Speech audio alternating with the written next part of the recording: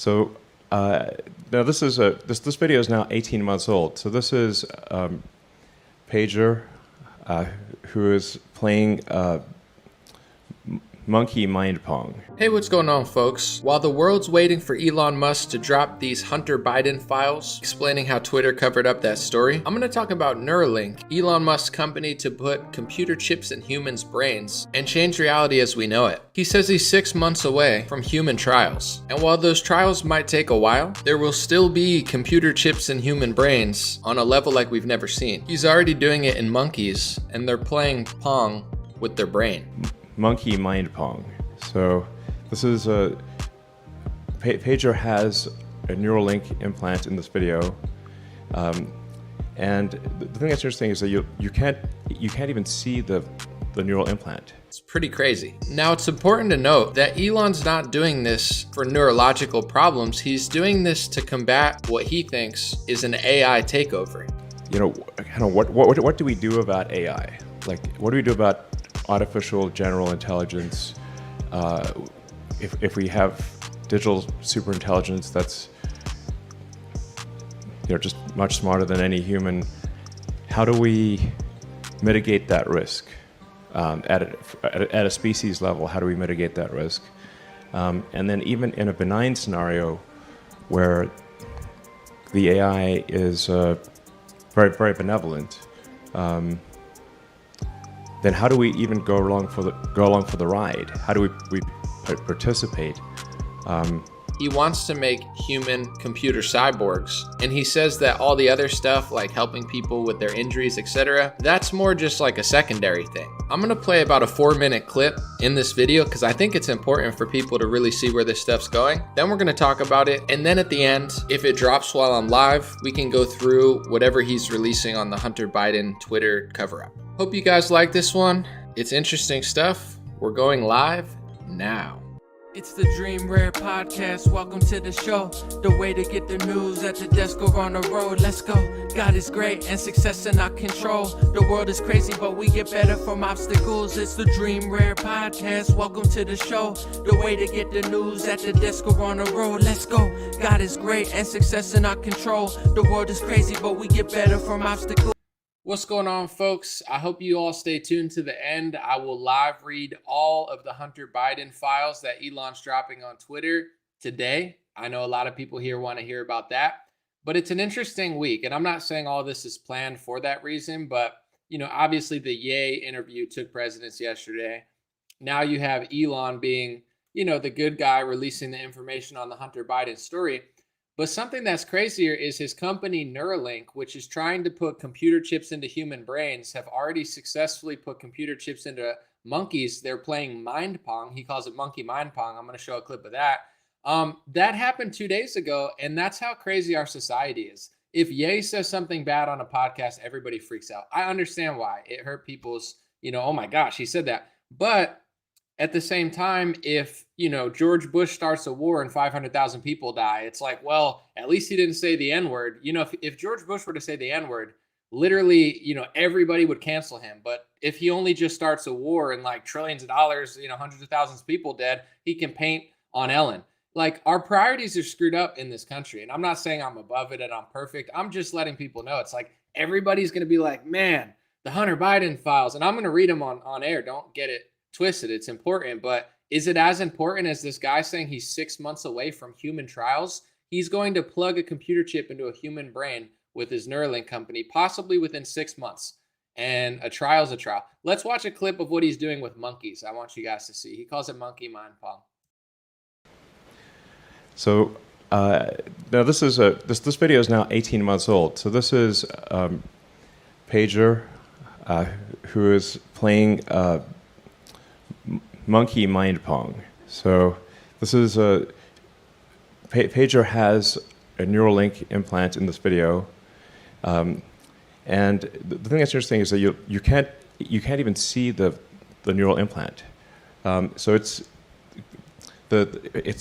we've miniaturized the neural implant to the point where it matches the thickness of the skull that is removed. So it's essentially it's sort of like having an Apple Watch or a Fitbit replacing a piece of skull with like a smartwatch, for lack of a better analogy.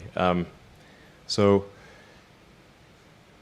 you can see, you really can't. He looks pretty. He's normal, and I think that's pretty important. If you have a Neuralink device, like I could have a Neuralink device implanted right now, and you wouldn't. you wouldn't even know. I mean, hypothetically. Maybe one of these demos, in fact, one of these demos I will. Yeah.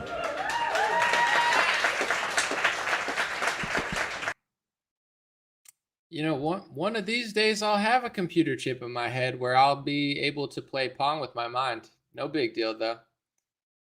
I mean, at least he didn't say something on Alex Jones.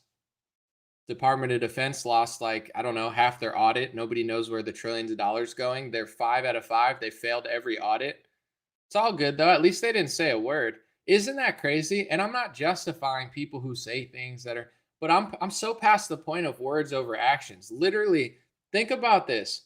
George Bush can start a war that leaves 500,000 people dead, millions of people displaced, start an entire, regime in the Middle East where we don't even know what we're doing.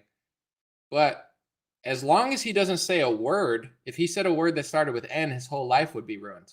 I'm not saying he should. It's not a good career move. It's just, isn't that kind of crazy? Everybody's mad at Jerry Jones now because there's a picture surfaced from the 1950s of him at a racist event in Arkansas. It's like 70. You're more mad about a 70-year picture of like an 80 or 90-year-old than you are about the fact that they forced you to get synthetic mRNA to play sports, and you all left Kyrie Irving hanging before the Amazon link. No big deal. They only locked down humanity for 2 years, but I mean, at least they didn't take a picture 75 years ago. Like, this is how dumb people are. I'm going to play one more clip, and I will read the Hunter Biden files, but if I would have titled this Hunter Biden Files Exposed or something, I'd probably have a couple thousand people here. I'm not complaining. It is what it is. I'm just saying. But because it's only like, the richest guy on the planet who's releasing the Hunter Biden files, who's going to, do human trials within 6 months, there's going to be humans with computer chips in their brains. No big deal. Here's a 4-minute clip. I hope I don't get copyright stricken for this. I hope it's somewhat public domain because it's a news story. I was going to chop it up, but I want you to see his full ideology because Elon, at first I thought he was kind of being like, oh, I'm just going to cure these diseases. And I'm not saying it's a good thing to put computer chips in people's brains, but I'm like, I see where it could be going. But he's almost like, no, that's not what I'm doing it for. I'm not just doing it to, I don't really care that much about curing diseases and stuff. It's more about combating AI and becoming AI, being synthetic with artificial intelligence to go along for the ride. Because Elon thinks if we don't go along for the ride of artificial intelligence, we're going to get left behind. And then he admits in this clip I'm about to play, oh yeah, and like the curing injury stuff, like even if we fail with that, I mean, we'll get that done. So it's actually a secondary to his main agenda. All right, let's play that clip. And then after this is done, we talk about it. We'll read the Hunter Biden files. I'll go through them all. And I won't stop. I won't stop until they're all read. I got you. So let me move forward with the overall summary. Now, some of the things I'm going to say are things if you've been following Neuralink, you've already heard before. But for a lot of people out there, they've no idea what Neuralink does. And so I will be a little bit repetitive of things you may already know, but that others do not. So the overarching goal of Neuralink is to create ultimately a whole brain interface. So a generalized input-output device that, in the long term, literally could interface with every aspect of your brain, and in the short term can interface with any given section of your brain and solve a tremendous number of things that cause debilitating issues for people. So, so our long term is I'll talk a little bit about our long term goal. It's going to sound a little esoteric, but it was actually sort of my prime motivation, which was, what do we do about AI? like, what do we do about artificial general intelligence? If we have digital superintelligence that's just much smarter than any human, how do we mitigate that risk at a species level? How do we mitigate that risk? And then even in a benign scenario where the AI is very, very benevolent, then how do we even go along for the ride? How do we participate? And the conclusion, the thing that the biggest limitation in going along for the ride and in aligning AI, I think, is the bandwidth, the how quickly you can interact with the computer. So we are all already cyborgs in a way, in that your phone and your computer are extensions of yourself. And I'm sure you found, like, if you leave your phone behind, you end up tapping your pockets, and it's like having missing limb syndrome. Like, where the phone is leaving your phone behind is kind of like a missing limb at this point. You're so used to interfacing with it. You're so used to being a de facto cyborg. So what's the limitation on a phone or a laptop? The limitation is the rate at which you can receive and send information, especially the speed with which you can send information. So if you're interacting with a phone, it's limited by the speed at which you can move your thumbs, or the speed at which you can talk into your phone. This is an extremely low data rate. Maybe it's like 10, optimistically 100 bits per second, but a computer can communicate at gigabits, terabits per second. So this is the fundamental limitation that I think we need to address to mitigate the long-term risk of artificial intelligence, and also just go along for the ride. And yeah. So, but like I said, that's an esoteric explanation that I think will appeal to a niche audience, some of whom may be here. And that's a very difficult problem. So even if we do not succeed with that problem, I think we are confident at this point that we will succeed at many. It's solving many brain injury issues, spine injury issues along the way. So you can see that it's really not about the spine issues or, blindness, Alzheimer's. That's not really what it's about. It's more like merging with AI. And then it's like, if that doesn't work, then yeah, we'll solve some problems too. That's why I wanted to play that whole clip so you can really see where he's going with this, or where he says he's going with this. Before we get into the Hunter Biden files, I promise I'll read them all. Just a few thoughts on what he said. First of all, maybe this has happened and I'm not aware of it, because I understand people do have artificial limbs, artificial organs, I think, in some cases. I don't know how far medical technology's gone, but there is some form of cyborg that already has happened in this world.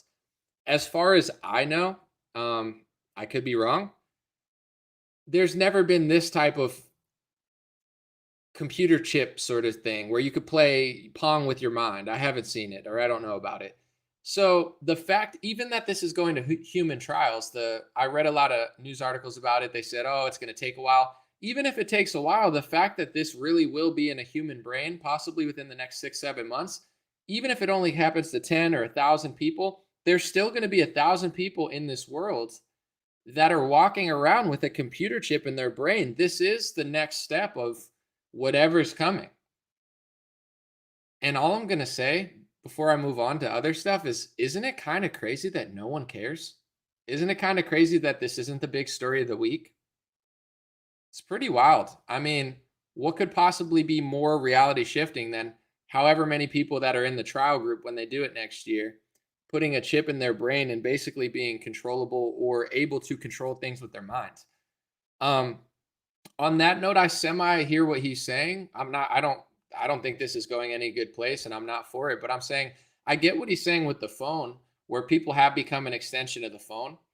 I love leaving my phone behind when I do stuff because it makes me feel free. But a lot of us aren't free. We're enslaved by the rectangle with that lights up. Everything's there. It's got the bitten apple on it, and everything's in the screen. You can do anything you want. It's got all the pros, all the cons. But at the end of the day, it's like, dang, I'm staring at this rectangle for 9 months. So what's the next thing? Well, I guess it's the brain chip thing. But we have in many ways become an extension of that. It doesn't mean it's completely attached to us, but a lot of us have become attached to our phone, and it's something at least to think about. Someone said it should be illegal. Well, the FDA, I think the FDA is in over their heads. I think that's why Elon's probably so cocky or confident. I don't think he's that cocky, but he's definitely confident. And, like, they don't know what they're doing. The FDA could barely regulate food and drugs. Like, they have some sort of insight on all this stuff. I think Elon and what he's doing with Neuralink is probably so far ahead of where the government is that they don't. How would they even regulate this? I don't think they're very qualified, but they'll try, I guess. So yeah, that's the story. I mean, I think this is going to obviously a very sci-fi place. Like, it's just it's the next level for sure. And now I hope that people pay attention, but I just don't even know really what to do. I have 1,300 people here, like no one really cares. So I guess everyone's going to fight over words and what Jerry Jones did and what Ye said and, what Hunter Biden did. And everyone's just going to watch as this all happens. And then we're all going to be really, just 20 steps behind, just like we were during the lockdown. I'm not being a doomer. Like, life is an adventure. You know what I'm saying? Make the most of it. Enjoy yourself. Like, it's always been crazy. So just have fun with it. You know what I'm saying? Stay close to God in my perspective and be the best version of yourself you could be. Like, it's never been easy. It's never been perfect. So I'm not a doomer about it. I'm just saying, I think this is happening whether people like it or not to some extent, and nobody really pays attention in this country. So just like they could lock you down, and nobody does anything, and they could do mandates, and I think this is going to happen, and no one is going to pay attention unless maybe Elon says the N-word or something, or Elon says he likes like World War II villains. I'm not downplaying that. It's just am I wrong that if Elon says, "Oh my God, I think they lied about World War II," then everyone will be like, "Oh my God." But if he just says, "Hey, I'm just going to put computer chips in humans' brains," people are like, "Whatever." But did you make love to one of the Kardashian sisters? And it's like, if you didn't do that, then no one really cares. Maybe Elon will come out and be like, "Hey, me and Courtney had a secret relationship," and then everyone's like, "Oh my gosh!" But it's like, "Oh no, never mind. He's just putting computer chips in monkey brains and they're playing Pong. No big deal, guys. No stories over here." Am I wrong? Like, they try to make me out like the bad guy. Like, "Oh, what do you think about Ye's?" I told you what I think. But at the same time, like, what does it say about our society that you could literally start a war and kill millions of people and nobody cares unless you say a word? Like, we become a very dumb, easy to manipulate society. It's just true. Feelings, emotions, words over actions, reality. I'm not down about it, but something to look at, something to be caught, like, aware of, and I'll keep reporting on it just like I do everything. I'll do my best. Let's get into the Hunter Biden files. Adrian Olivas said, "Imagine an internet rapper giving hot takes."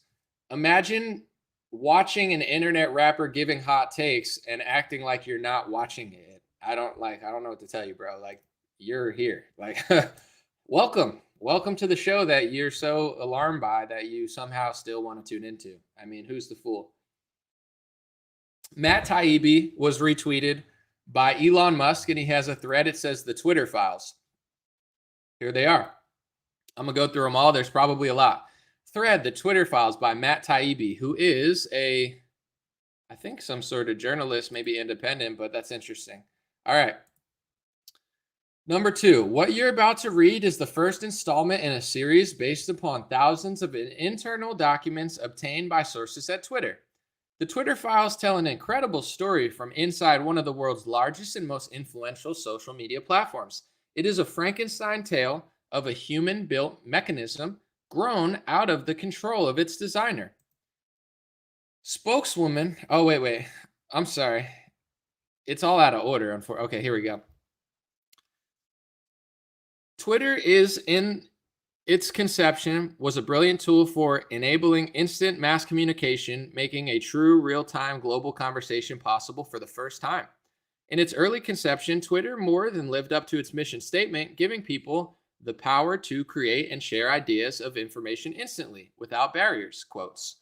As time progressed, however, the company was slowly forced to add those barriers. Some of the first tools for controlling speech were designed to combat the likes of spam and financial fraudsters. Speaking of financial fraudsters, it seems like, what was her name? Maxine Waters seems to have affinity with them. Anyway, that's not part of it. That was just my take. All right, number 7. Slowly over time, Twitter staff and executives began to find more and more use for these tools. Outsiders began petitioning the company to manipulate speech as well. First a little, then more often, then constantly. By 2020, requests from connected actors to delete tweets were routine. One executive would write another. More to review from the Biden team. The reply would come back, handled. That's kind of a bombshell. So, actors and people were saying more to review from the Biden team and then handled. So it seems like the government of the United States, or I guess that was October 2020. So before he was president, Biden's team was getting Twitter to censor their political opposition, essentially. I mean, this is social engineering, rigging of, how people think to then alter the results of an election, which we know they did after 2016. They freaked out, and then everything they had to, in 2018 and 2020, they had to rig all the algorithms. Oh no, we're not doing it. We're not doing it. And then and then they give it back. We know what you did. Matt Taibbi said celebrities and unknowns alike could be removed or reviewed at the behest of a political party. He puts some sort of internal email. It says, I grabbed the first one under SI, defer to safety on the high profile second one, an initial report from DNC. So I guess maybe he's suggesting the DNC had a role in this. Both parties had access to these tools. For instance, in 2020, requests from both the Trump White House and the Biden campaign were received and honored. Interesting, both sides. However, Matt Taibbi said this system wasn't balanced. It was based on contracts. Because Twitter was and is overwhelmingly staffed by people of one political orientation, cough, cough, liberal, cough, cough, cough, cough, cough, there were more channels, more ways to complain, open to the left and the Democrats more than the right. And he shows contributions. I think maybe that's Twitter contributions, and it shows that 98 to 99% of them were going to Democrats. Number 12. This is, I hope you guys are enjoying this. I can't really see your comments. Let me make sure I'm still live and stuff. All right, we good? I'm not a bad reader. The words are really small too, because I'm like squinting. Of course I say I'm a good reader, and then I'm like, I jinxed myself. The resulting slant in content moderation decisions is visible in the documents you're about to read. However, it's also the assessment of multiple current and former high-level executives. Okay, there was more throat clearing about the process, but screw it. Let's jump forward. The Twitter Files, Part 1. How and why Twitter blocked the Hunter Biden laptop story. My gosh, I'm going to be here for a while. That's okay. On October 14th, 2020, the New York Post published Biden's secret emails, an expose based on the contents of Hunter Biden's abandoned laptop. Twitter took extraordinary steps to suppress the story, removing links and posting warnings that it may be unsafe. They even blocked its transmission via direct message, a tool hitherto reserved for extreme cases, example, child pornography. White House spokeswoman Kayleigh McEnany was locked out of her account for tweeting about the story, prompting a furious letter from the Trump campaign staffer Mike Hahn, who seethed, "At least pretend to care for the next 20 days. I guess I will read his entire email that they are making public. It was an email to Twitter, mhahn@donaldtrump.com. Kayleigh McEnany has been locked out of her account for simply talking about the New York Post story. All she did was cite the story in firsthand reporting that there has been reported by other outlets and not disputed by the Biden campaign. I need an answer immediately on when/how she will be unlocked. I also don't appreciate," which he spelled wrong, that's okay, "how nobody on this team called me regarding the news that you'll be censoring news articles. Like I said, at least pretend to care for the next 20 days. Based Mike Hahn, just keeping it true. Number 20. This led public policy executive Carol Strom to send out a polite WTF query. Several employees noted that there was tension between comms/policy teams who had little than less control over moderation and safety trust teams. The email says, "Hi team, Are you able to take a closer look here? Thank you. I'm sure that's how she said it, not just thank you. Thank you. Can you look at this? He. I work for Twitter. Yeah, shut up. No, I'm just kidding. But just kidding. No disrespect. Strom's note returned the answer that the laptop story had been resolved for violation of the company's hacked materials policy. The email says, "Hi, Caroline. Thanks for reaching out to us. Per checking, the user was bounced by site integrity for violating our hacked materials policy. Adding them here for further insights and guidance." So if you're following, they took down the Hunter Biden story and Kayleigh McEnany, who worked for Trump, because they were claiming she violated some sort of hacking policy that they have. All right, number 22. My gosh, there's a lot more. Although several sources recall hearing about a general warning from federal law enforcement that summer about possible foreign hacks, there's no evidence that I've seen of any government involvement in the laptop story. In fact, that might have been the problem. The decision was made at the highest level of the company, but without the knowledge of CEO Jack Dorsey, with former head of legal policy and trust, Vijaya Gadde, playing a key role. They just freelanced it, is how one former employee characterized the decision. Hacking was the excuse, but within a few hours, pretty much everyone realized that it was going to hold. But no one had the guts to reverse it. Number 25, you could see the confusion in the following lengthy exchange, which ends up including Gadde, the former trust and safety chief, and the former trust and safety chief, Yoel Roth. Yoel Roth, let's keep Kanye out of this. I'm sure he'll have some things to say. No, I'm just kidding. But comms official Trenton Kennedy writes, "I'm struggling to understand the policy basis for marking this as unsafe." There's another email. I don't know if I'm going to read all the emails forward, but just to be transparent, I will now. I think I'm going to keep doing it, and maybe I'll make a whole compilation and put this out with the screenshots. Anyway, this seems to be the exchange between Twitter staff. It says, Trenton Kennedy said, "I'm struggling to understand the policy basis for marking this as unsafe. And I think the best explainability argument for this externally would be that we're waiting to understand if the story is a result of hacked materials.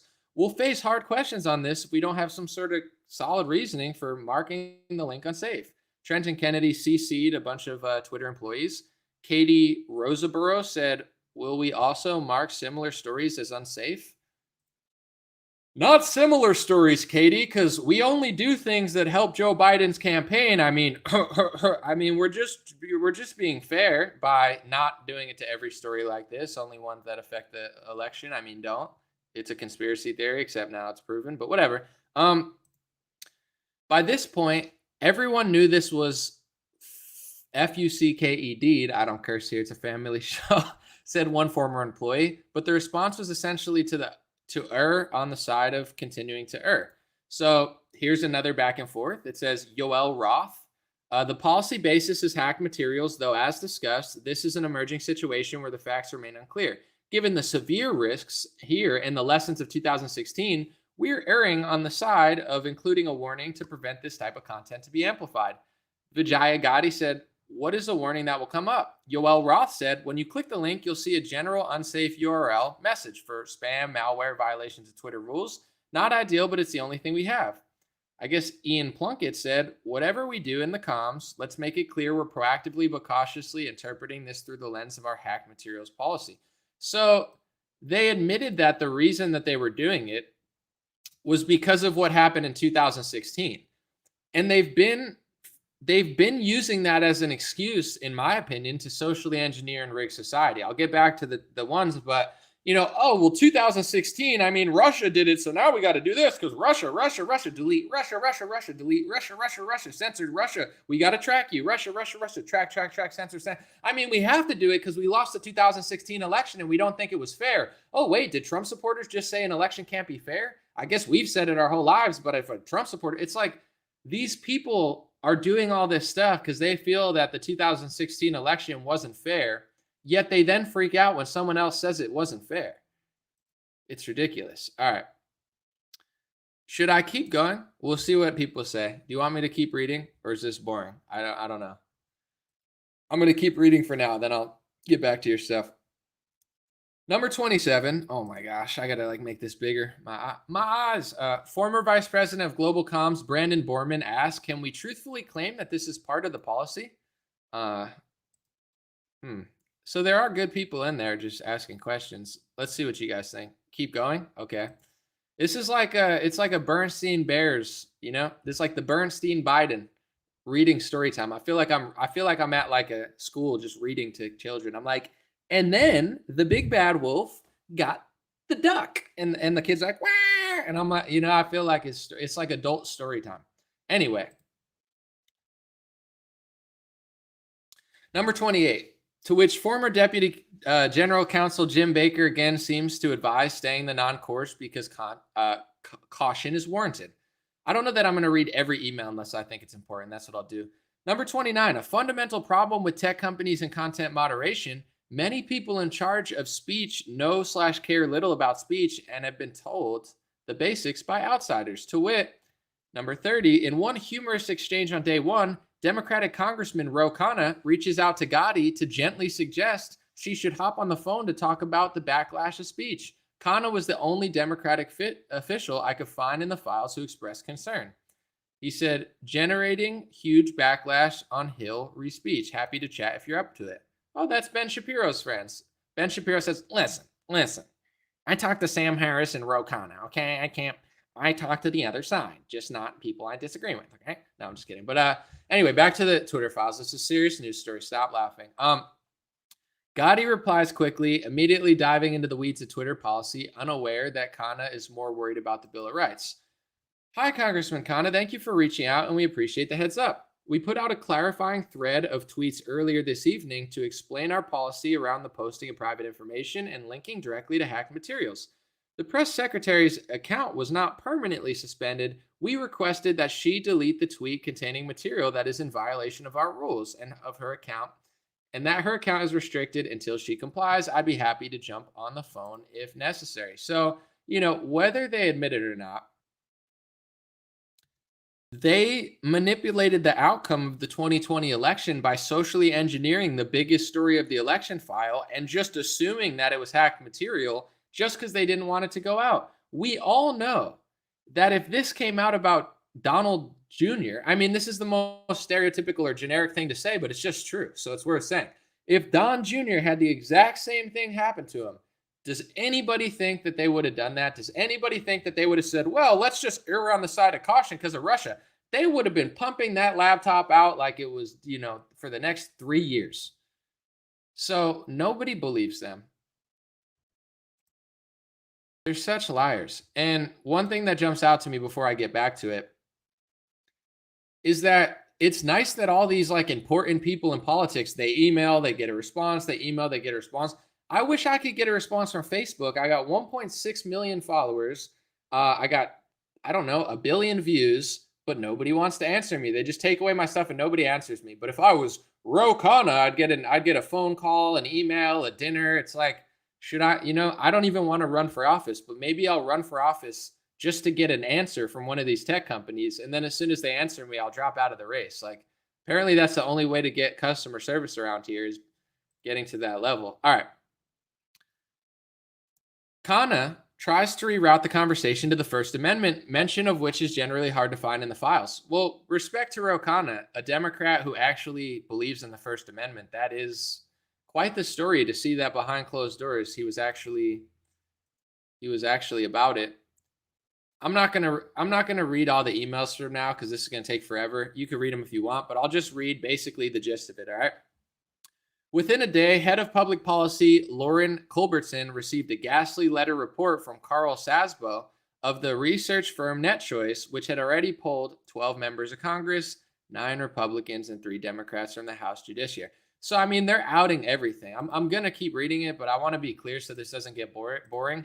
They're being 100% transparent with this. They're taking everything, every email, everything, every back and forth from every senator, every person, and just putting it all out there. I mean, it's appreciated that they did this. It doesn't make the best read along because it's so many pieces that it's hard to really follow. But I mean, this is the right way to do it, is just here it all is. It's all going to be here. Let's keep it moving. NetChoice lets Twitter know bloodbath awaits in upcoming Hill hearings, with members saying it's at a tipping point, complaining that tech has grown so big that they can't even regulate themselves, so government may intervene. High level takeaway, every Republican said this is the tipping point. It's just too much. And both Democrats and Republicans were angry. Sasbo reports to Twitter that some Hill figures are characterizing the laptop story as tech's Access Hollywood moment. Twitter files continued. The First Amendment isn't absolute. Okay. Sasbo's letter contains chilling passages relaying to Democratic lawmakers' attitude. They want more moderation, and as for the Bill of Rights, it's not absolute. All right, let's read this one because I guess this is, who is Sasbo again? I'm getting confused myself. Hold on, let me reread who he is. Sasbo is part of a research firm. It's like, this is how politics, research firm, nonprofits. Everybody makes so much money at nonprofits. I wonder why that is, but whatever. Research firm this is. You got to get with the political terms. Research firms, you know, everything's hate speech. Now give me donor money. Anyway, here's the email. I think this one's interesting. The Democrats, meanwhile, complained that the companies are inept, or maybe this isn't an email. Maybe it's just like a type up. The Democrats, meanwhile, complained that the companies are inept. They let conservatives muddy the water and make the Biden campaign look corrupt, even though Biden is innocent. They link this to Hillary Clinton's email scandal. She did nothing wrong. But because the press wouldn't let the story go, it became a scandal far out of proportion. In their mind, social media is doing the same thing. It doesn't moderate enough harmful content, so when it does, like it did yesterday, it becomes a story. If the companies moderated more, conservatives wouldn't even think to use social media for disinformation, misinformation, or otherwise. The Democrats were in agreement. Social media needs to moderate more because they're corrupting democracy and making all the truth relative. When pushed on how the government might insist on that, consistent with the First Amendment, they demurred the First Amendment isn't absolute. So I don't know if this is just like word of what happened, but you know, they're pushing Twitter to moderate more, and their logic is the only reason this became a big story is because you don't delete enough stories. So if you deleted more stories, then nobody would, you know, conservatives wouldn't even think to talk about it because everything would be deleted. Oh yeah, that's totally not Orwellian. That's a good idea. Just delete more. Delete everything.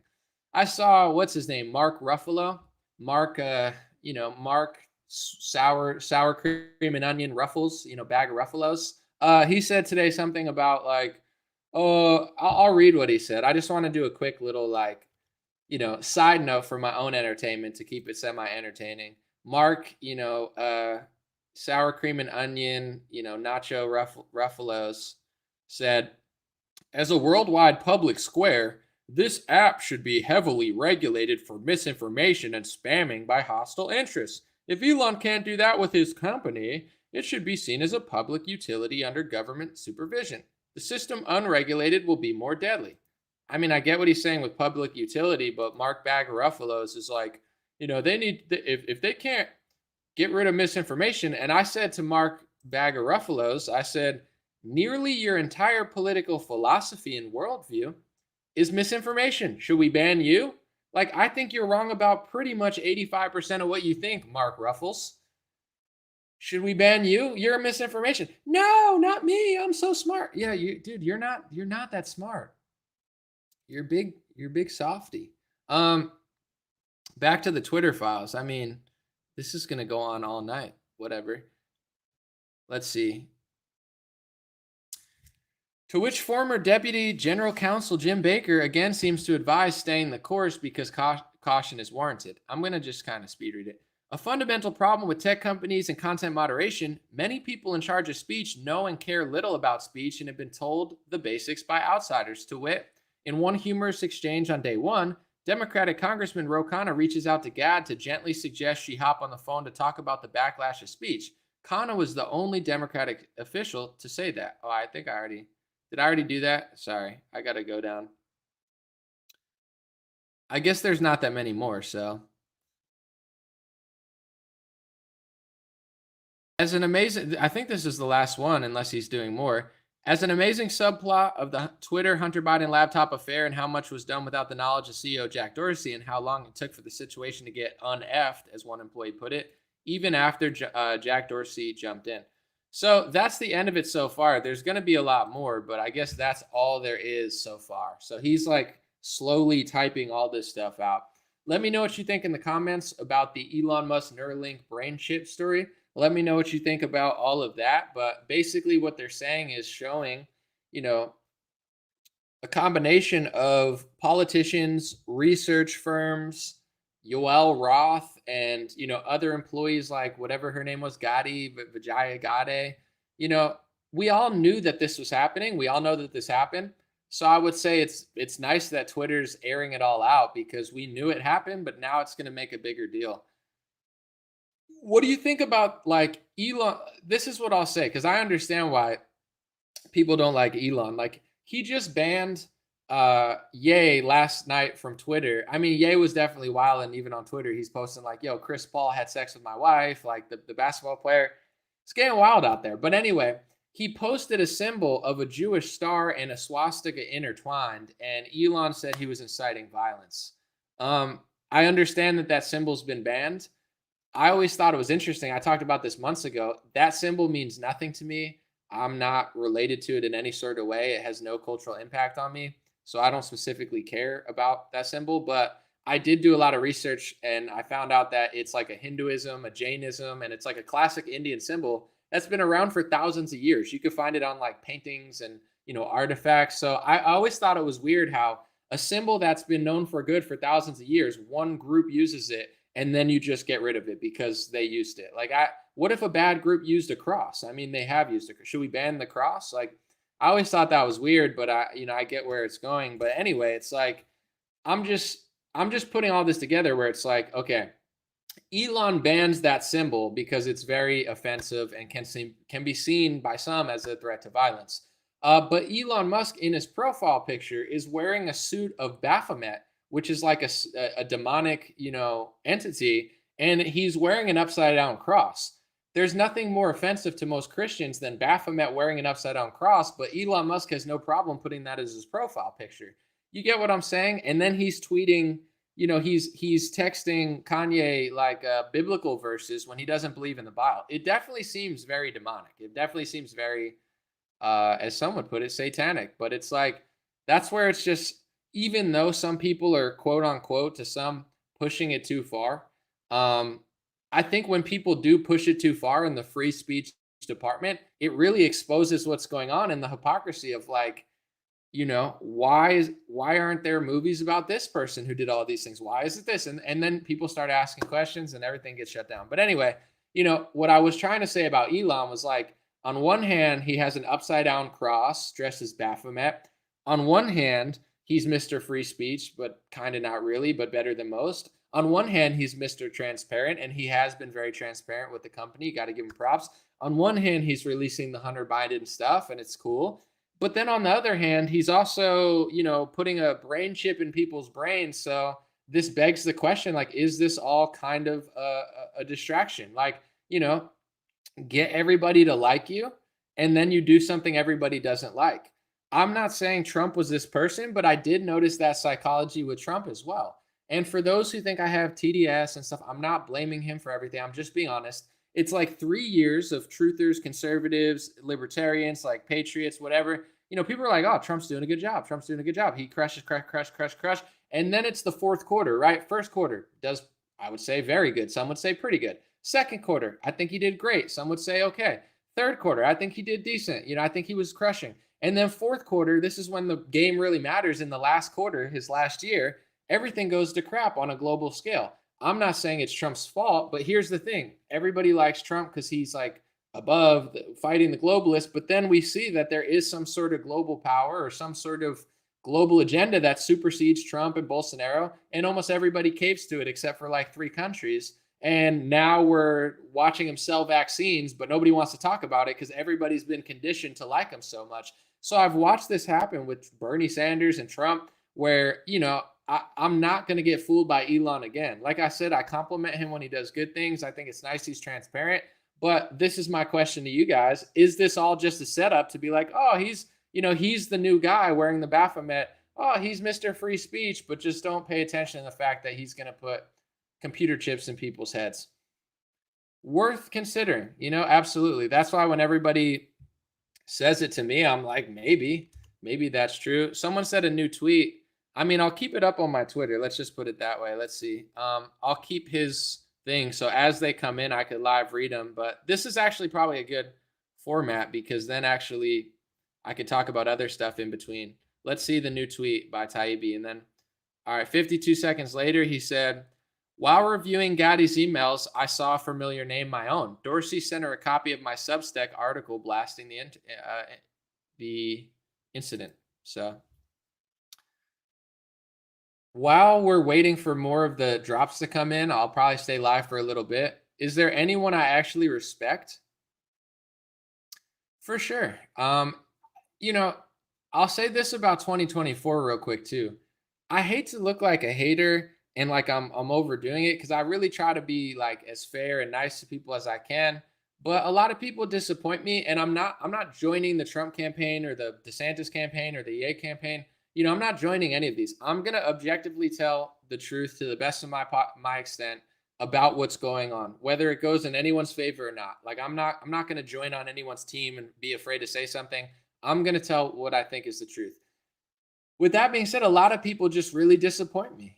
I'm not trying to be disappointed, but a lot of people I feel like are gatekeeping a lot of things. And, sometimes the dam has to break. I want to show you an example real quick. And with Elon, I would say some people think I'm too nice to Elon because I've never really like hated on him. I'm like, he's doing this, he's doing that. He's putting computer chips in people's brains. He's doing space stuff, or he says he is.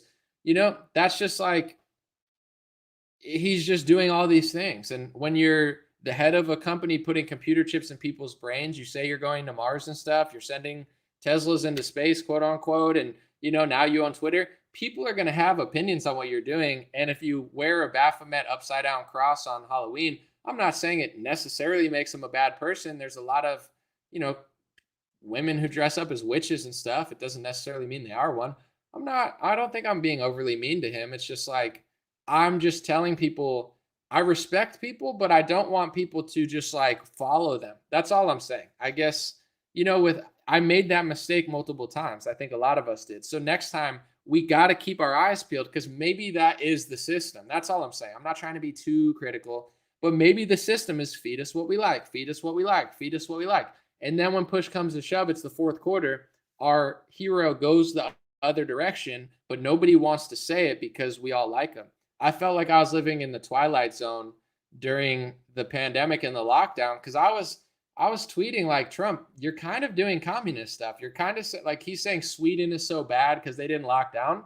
And I was responding to him. I was one of the only quote unquote Trump supporters. I was like, I wouldn't even consider myself that. I just liked him and I'm doing objective. I'm like, he's crushing. So it's not like my whole identity, but I'm not going to act like this guy's not doing good. I like him. And I'm tweeting, hey, Sweden is not as bad as you're saying. In April, I'm trying to sound the alarm to conservatives. Sweden's not that bad, dude. You're being a communist by saying they should have locked down, and everyone's getting mad at me. They're like, oh, and people get brainwashed on the right too. You get everything you want, they take it from you, and then you're not supposed to talk about it. So, at the end of the day, it is what it is. I want to show people this real quick because, Ben Shapiro is today basically acting like Harley Pasternak saying, Ye needs to be institutionalized and stuff. It's hard for me not to point this stuff out. Everybody has sins. Everybody's flawed. All I'm asking is don't act like you're so high and mighty if you're willing to do similar stuff. All right. I was on Andrew Klavan's show. He was a nice guy in person. I appreciate it. But this is what I would consider a genocidal tweet from Andrew Klavan in 2019, just a couple years ago. He said, or Iran is blown off the face of the earth in about 15 minutes and the world is better for it. Guys, there's over 70 million people. Over 70 million people in Iran. There's good people in Iran. Just like most of Israel is good, most of America is good, most of Palestine's good. You don't blame everybody. It's not like everybody's bad. Most people are good people. But he wants to kill 70 million people because he hates the government of Iran. This is genocidal. But Ben Shapiro lets this guy work at his organization. He can literally, essentially be pro-genocide, but Ye, was complimenting a group that was bad. All I'm saying is like, keep the same energy.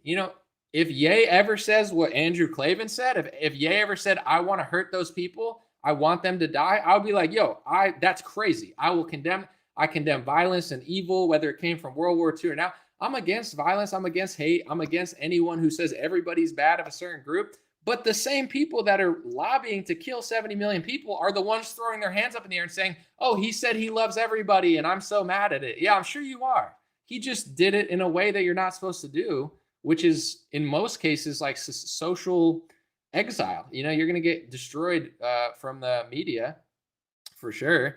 But I don't, I'm just like, these people are hypocrites. I'm not trying to act like I don't respect anybody, but it's hard to respect people that are will literally tweet something that is borderline genocidal and then act high and mighty when someone says, I love them and I love them. I love him. I love him. I mean, it's like, it's a little childish in a way. Like, don't touch that. Oh, I want to touch it. I want to touch it. Like mommy said, don't touch the thing in the store. Well, I want to touch it. I want, it's a very like, I'm going to do what they don't. But at the same time, I think it's also revealing. And I listened back to my stream yesterday because I was wondering what people thought. I'm like, did people think I was like overly defending? I have my own takes on stuff. And I guess I could have condemned certain things more, but here's what I could do here. I condemn all evil of the past. I condemn all evil of the past. Any evil that Hitler did and the Nazis did and Stalin did and Mao Zedong did, I condemn all that evil. I condemn the evil that's going on now. Okay, where's my Nobel Peace Prize? I'm a good person. I'm so much better than everybody. Give me a Nobel Peace Prize. I can do that. It's not like I don't, because I feel that way. I don't like evil. I don't think anybody in history was like all amazing and it's like the reverse role. I think there's nuance and complex, like, yeah, that was bad, that was bad, that was bad, but nobody talks about those bads for some reason because Hollywood doesn't show those movies. But it's easy to be like, I'm such a better person, but are you really a better person when you have genocidal, ideology going on at your own news organization? But that's fine. But someone who says I love the wrong person is bad. It's a joke. I deserve a Nobel Peace Prize. I just condemned all evil. What I find is the people that are less politically correct are usually the more honest and better people. It's not a competition, but it's just fake. It's faker to just like, play that game. It doesn't mean you're better. Like, oh yeah, I'm so much better than everybody. Like, I'm a better person because I condemn. I condemn Maxine Waters. I condemn Ilhan Omar. I condemn Nick Cannon. I condemn Louis Farr. I condemn everyone. Where's my Nobel Peace Prize? I deserve it. I'm better. It's an easy game to play. Like self-righteous, as Trump would say, sanctimonious, okay? Run the sanctimonious, acting so high in my... No, that was a terrible Trump impression, but whatever. Someone said, watch debunking Neuralink. Do you think they're lying about it? Here's another question. Do you think Elon is lying about Neuralink and it's one of these things to scare us? Like, oh, it's going to happen in 6 months and 6 months and 6 months. It's going to happen in a year.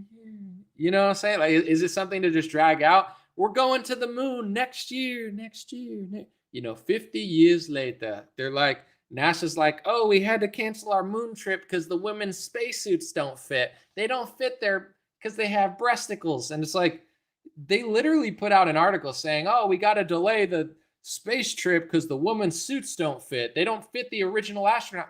You thought the same suit was going to fit a woman? Like, in what world are you like, dude, NASA's my favorite comedian. I mean, I like a lot of comedians, but NASA's my favorite because they're like, we just didn't know that women wouldn't fit in the same spacesuits as men. You're like, really? You didn't know that with how many $1 billion you get? Someone's laughing that I said breasticles. I'm trying to be politically correct. I'm trying to win a Nobel Peace Prize here. And then I heard that our favorite individual, we call everybody individuals now. To me, that's like the funniest thing. Because like, when Tim Pool was like an individual, like even if you're talking about like Xi Jinping, you know what I'm saying? Like Xi Jinping is not Chinese. Chinese is a group and that's offensive.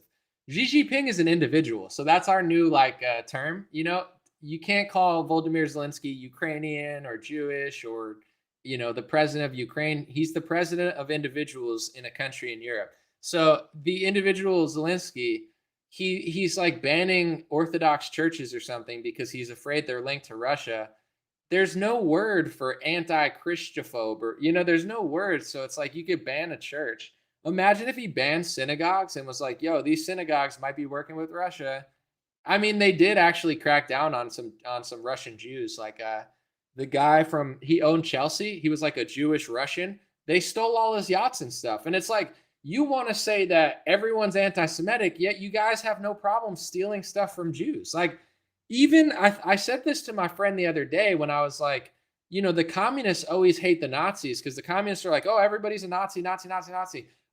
Communists want to exchange the wealth.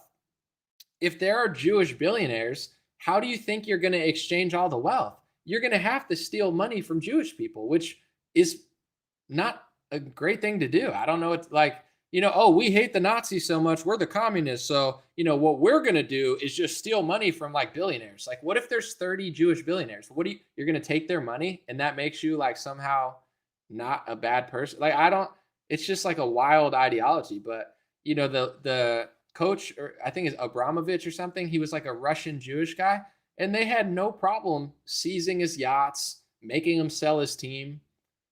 Yeah, you love them so much, yet you just steal stuff from them when they don't listen to you or when they have friends in Russia. Like, really nice of you, really thoughtful. I guess if you're Jewish, you can't be Laura Loomer or Roseanne or that guy. You just have to be like a cat blogger or something, and or be like Ben Shapiro's friend. I don't know how it goes.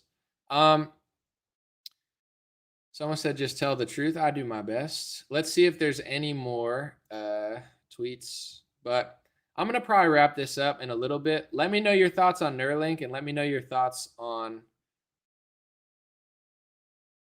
the Hunter Biden leaks. What do you think's going on? I'm going to read a lot of your comments. Someone said I deleted PayPal also. Someone said Trump saved vaping back in 2020. I don't vape, so I don't even know. Someone said I find Laura Loomer offensive. Well, sorry to hear that, or it is, a lot of things are offensive. Someone said we're probably already in a mind matrix already. I mean, I'm watching Kanye read Owen Benjamin jokes off his cell phone. Like, I felt like yesterday I was tripping or something, because it's like Kanye wearing an all black suit on Alex Jones reading Owen Benjamin jokes next to Nick Fuentes retweeting. Like, I'm already like, is there, it already feels kind of like a Matrix simulation. Someone said, Ashley, thanks for doing what you're doing. Neuralink isn't the way, it's demonic, said Dixie. Thanks, Dixie. Appreciate you. Carol said, this is an old adage. Don't bite the hand that feeds you. I agree. Someone said, Kanye made Nettie a star. I saw Netanyahu's son kind of laugh about it. He was like, I guess Kanye doesn't like my father. Ye doesn't like my father. And, I think he deleted the tweet. Netanyahu's son, I think his name is Yair. I thought that was pretty funny, though. Like, after everything Ye said, Netanyahu's son seemed to just kind of laugh at it. He's like, I mean, because he had nets and yoo-hoos and he's like doing an impression. It was funny. And I thought that was cool that Netanyahu's son just did it lightheartedly, but I think he deleted it because of the backlash. Like, people were like, yo, you can't laugh at that. It's like, it's kind of hard not to, but I get it. Robert said, Anomaly, love all that you do, brother. Elon is following alongside Noah Hariri. Would love to do a one-on-one. There are things going on that no one understands. Who's Noah Hariri? I could look it up. Let me see. I'll Google it for you since you super chatted. Appreciate it. Hariri. Yuval Noah Hariri, what? Israeli historian. Is he into the computer chip stuff, or you're just saying that's Elon's buddy? Ye tweeted a picture of fat Elon getting hosed down when he was more chunky, and the guy holding the hose. This was crazy because, I thought he was just posting the picture of Elon because like Elon looked kind of chunky and it was funny. But Ye, before he got banned from Twitter yesterday, posted a picture of Elon getting hosed down by Ari Emanuel. The guy, I guess the Hollywood agent that Ye feels like is really behind the scenes, like pulling the strings against him. Like isn't that kind of crazy? I've seen that picture of Elon looking chunky, but I had no idea Ari Emanuel was the one hosing him down. It like the simulation's just shattering to me. I'm like, what the heck is going on? Someone said he's gay. Elon. I don't know. You could ask him if you interview him. I don't know. I mean, he's got a lot of kids to be gay, but you never know. Eminem is coming back to the future to shoot Ray J with a ray gun, and Kanye's gonna time warp. You lost me on that one. Noah is Klaus Schwab's minion. Someone said. I'll check it out. Why do I think he had his face covered? What was the point of covering his face? Well, he's been wearing those for years. My best guess is like, I don't know. I think when your face is covered, it's almost like you're more likely to be crazier because you just feel like you're hidden. Like I've had jobs before. One time I was a coffee cup on the side of the road. I mean, it's not like he's anonymous though. Like everyone knew it was him, but I was a dancing coffee cup. I did it when I was like 16, and I would just like, hey, like go drink coffee. You know, it was like it was a weird job, but it was pretty funny. It was fun because no one, I felt like I could do funnier stuff because like no one knows who's in the coffee cup. So I'm like, I'm doing all this crazy stuff. So I feel like it's his artistic thing that he does, but also it's easier to like do wilder stuff when your face is covered. You just feel more like comfortable, being wild. But I don't know. Personally, I'm not into the masks and like the hiding your face. But when you're like super famous and stuff, I don't know. Everywhere you go, people know you. So maybe you're like, oh, I like this on my face. Like it just makes me feel, although you definitely also stand out. So it's not really hiding. I don't know. You'd have to ask him. It's not my thing. I'm not into like wearing that, but I'm sure he has a reason. Someone could ask him. Someone said he's a plant trend focus on juntas destroying our spirits. I don't know. I mean, I don't think so, but everybody's entitled to their own opinion. I mean, things are so crazy now. I don't rule anything out. I think it's just like a crazy time. Alex said that today he's autistic. I don't know if he said that, but I think Ye said he was on the spectrum or something, or like, do I have to be on the spectrum to do this? I don't know if that's true, but I think Ye himself said that in the interview somewhere, something about the spectrum, but I don't know what he was referring to. Do you think I'm autistic? I don't know.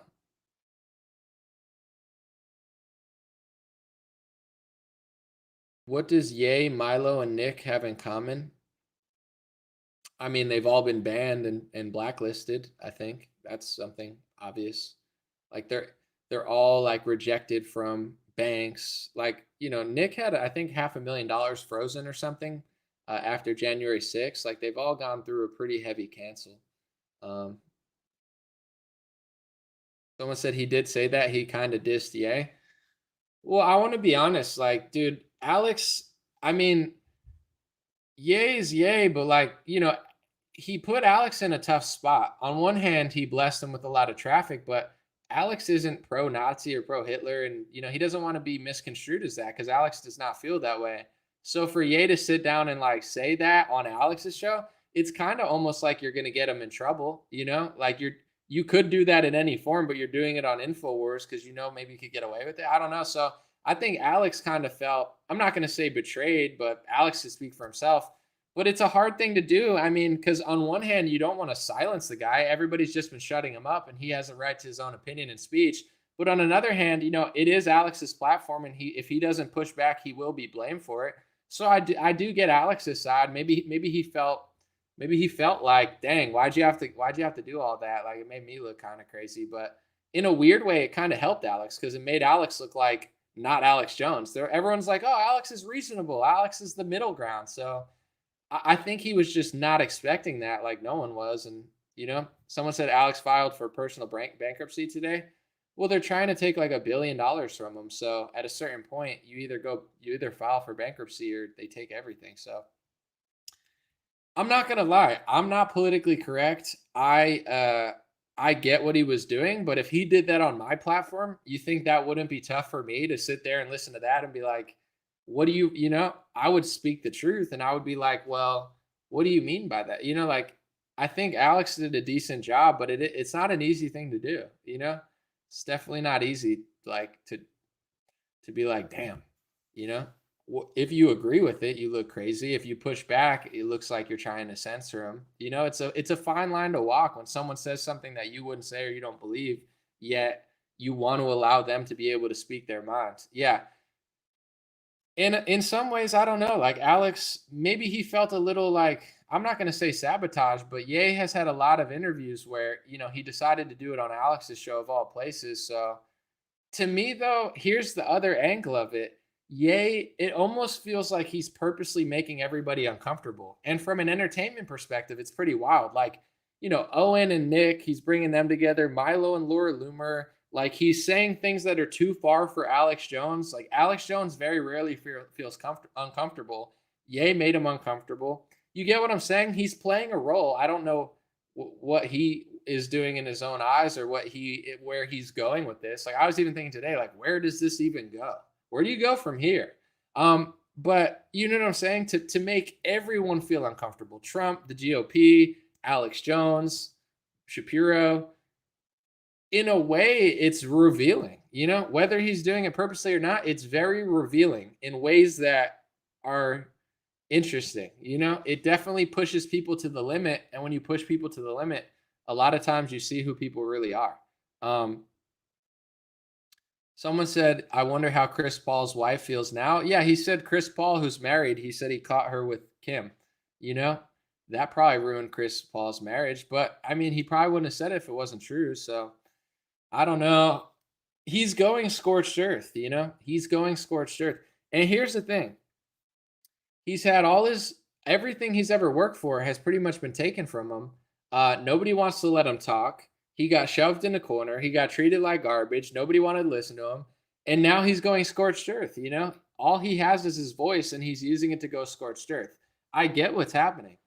And the interesting part is for 4 years now, I'm going to be honest. I never could have imagined Kanye West wearing a black Balenciaga suit, reading Owen Benjamin tweets with Laura Loomer, Alex Jones. I couldn't imagine this in my craziest trip. If I was tripping, I couldn't even think of this. So I'm not saying I saw this coming because how in the world could you even predict that this was going to happen? It's the funniest timeline I've ever even thought of. But with that being said, I knew that backlash was going to grow of some sort because Ben Shapiro, PragerU, Charlie Kirk, all these people in the right wing, they've been covering up this topic. If you try they are, and I've said this for 3 years. If people have watched me, I've said this since 2019. My goal, I don't like tension. I don't like hate. I don't like division. I don't like the fact that our country's going to crap. I don't like this. My goal is not negative. It's like I want the tension to be, why would anybody want racial tension? That's not fun or enjoyable. Who would want that? No matter what racial group you're part of, who wants tension? I don't. I'm trying to solve it.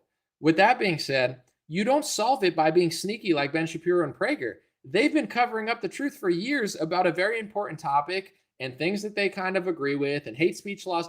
So they've been blacklisting people like me. I could easily have this debate in a calm, reasonable manner with Ben Shapiro or Charlie Kirk, or send me one of your little minions. You know what I'm saying? Send me your best minion who acts like you and thinks like you, that if you think you're too big or busy for me, send me one of your minions to do their little, I'll talk to anybody about it. I just want to solve the problem. But they don't want to solve the problem. And what you do when you do that is you make the problem worse. It's like BLM on the left wing. They didn't make racial tension better. Black Lives Matter and what the NFL and the NBA did, they bashed people in the head with lopsided politics and over the top, I would say, one-sided racial narratives without allowing a real discussion. So what they did is they made a bunch of 40 and 50 and 60-year-olds who have never cared about race and never cared about stuff. I know people that are so nice, never cared about race or anything. They're getting annoyed with all the propaganda, the left-wing nonsense coming through the sports leagues, whether it's the over the LGBT stuff or the BLM stuff or the, all the virtue signaling.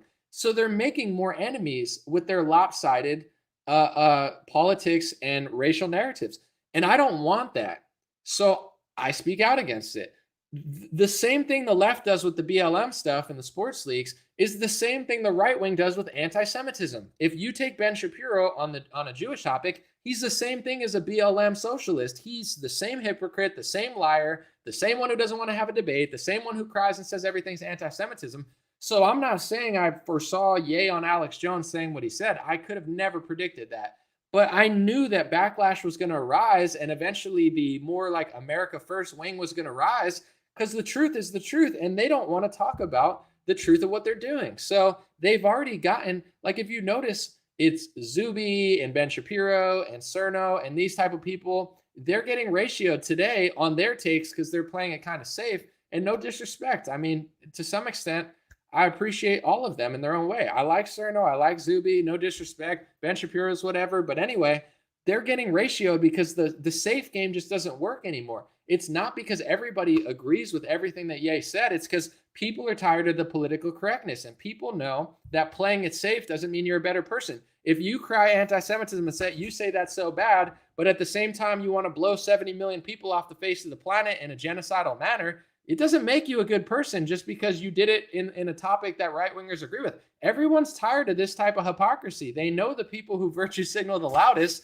are doing the least and willing to talk about the least. So my point is, for 4 years, I've been screaming at the top of my lungs, let me have a conversation. I don't need any more attention. I don't want to be put on a world stage like that. I just don't see anybody telling the truth. And once they all gatekeep and they don't allow anybody to talk about it, I know things are going to get worse in this country. If Shapiro and Charlie Kirk and Prager were telling the truth and doing the right thing, I wouldn't care. I always liked them when I thought they were doing the right thing. Do you? I don't need any more attention. But I'm asking for a debate because I'm trying to heal racial tension. I'm trying to heal people who do have hateful feelings towards certain groups. You know, this idea of anti-Semitism. I want to heal this concept. That's all I want to do. I want people to hate less.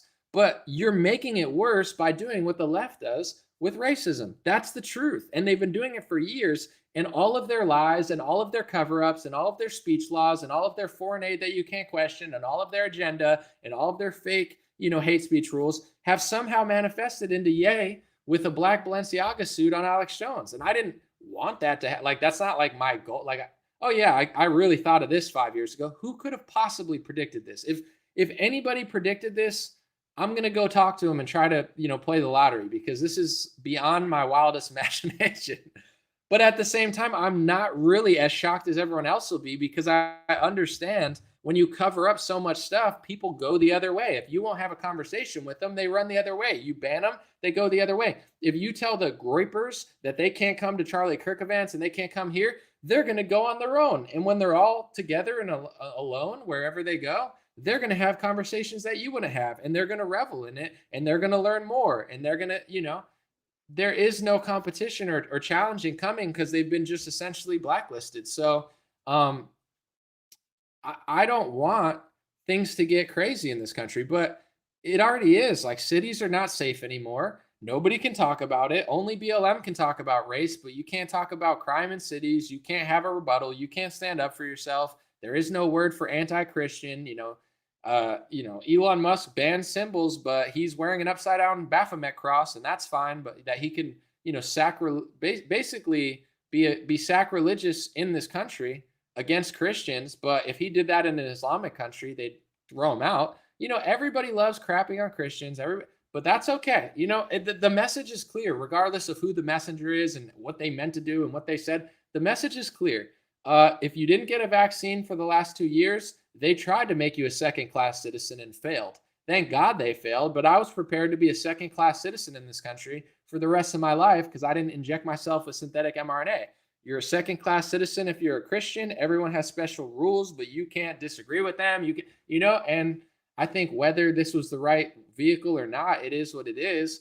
People have seen through the Kyrie Irving situation what the biggest victim card in this country is. It's not black. The liberals use that as a shield to push their politics. But when push comes to shove, there's another group that will put you on a Nick Cannon apology tour. So whether this was supposed to happen or not, everybody, the message is very clear, as to what's going on. And, that's where people are at. So I'm still here. I'm still willing to have a conversation about it and be like, the middle ground of, listen, I don't want this, this, and this to happen, but if you don't do this, then it's going to happen in some form. That's just the truth. The example that I want to use real quick is a lockdown. Imagine if you were the government and you said, I don't want people to get fatter. We want to lower obesity, but we're also going to lock people in their house and we're going to take away their gyms and their bars and the beaches and everything. We're going to take away everything from the kids, but we don't want them to get fatter. And then all the kids get fatter. And then as they get fatter, well, we didn't want it to happen. Well, I told you not to close the gyms. I told you not to close sports. You closed sports, kids got fatter. And because you closed sports, kids got fatter. That's how the world works. What Shapiro and all these gatekeepers are doing are making anti-Semitism worse. I'm not specifically just blaming them, and everybody has their own personal responsibility, so there's no excuse, but they've led to this part. If you listen to the ADL and all these people, they keep saying anti-Semitism's getting worse. Anti-Semitism's getting worse. Look at when they started policing speech more. I would say 2016. They start policing speech, and as they're policing speech and banning more. As they're policing speech, they say, oh my gosh, anti-Semitism's on the rise. Oh, well, censorship's on the rise and anti-Semitism's on the rise. Well, maybe that's a correlation. Doesn't mean it is. Correlation's not causation, but it might be. I think it is. The more people you censor, the more people you radicalize, the more people you abandon, the more they go and find some other information to read. The more you kick them out of society, the more bitter they get. The more you censor hate speech, the more hateful people get. You can't suck the hate out of somebody's heart by throwing them in a corner. Ye probably never would have said what he said yesterday if everything didn't happen the way it did. They took everything from him. I mean, he's going through his own personal thing too with his family. It's not everyone else's fault. He also bears some responsibility, obviously, but I'm just saying, like, this is how it works. I could sit here and put out some milquetoast, stupid Twitter virtue signal that gets ratioed like everybody else did today. And they're like, oh, I can't believe everybody supports the World War II. That's not you're not getting the point. The point is, there's a way to stop the hate, and this is not it.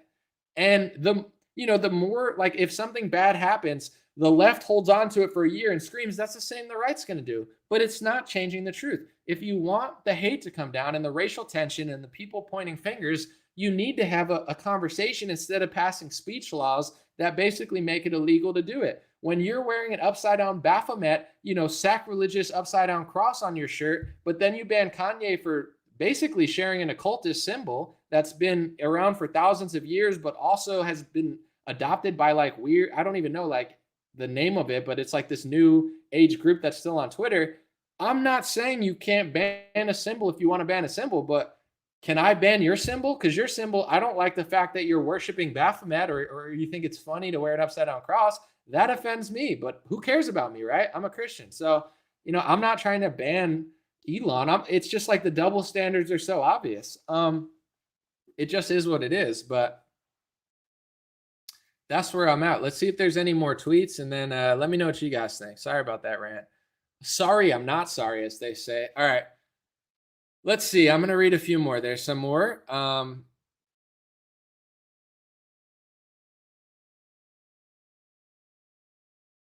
Let's see.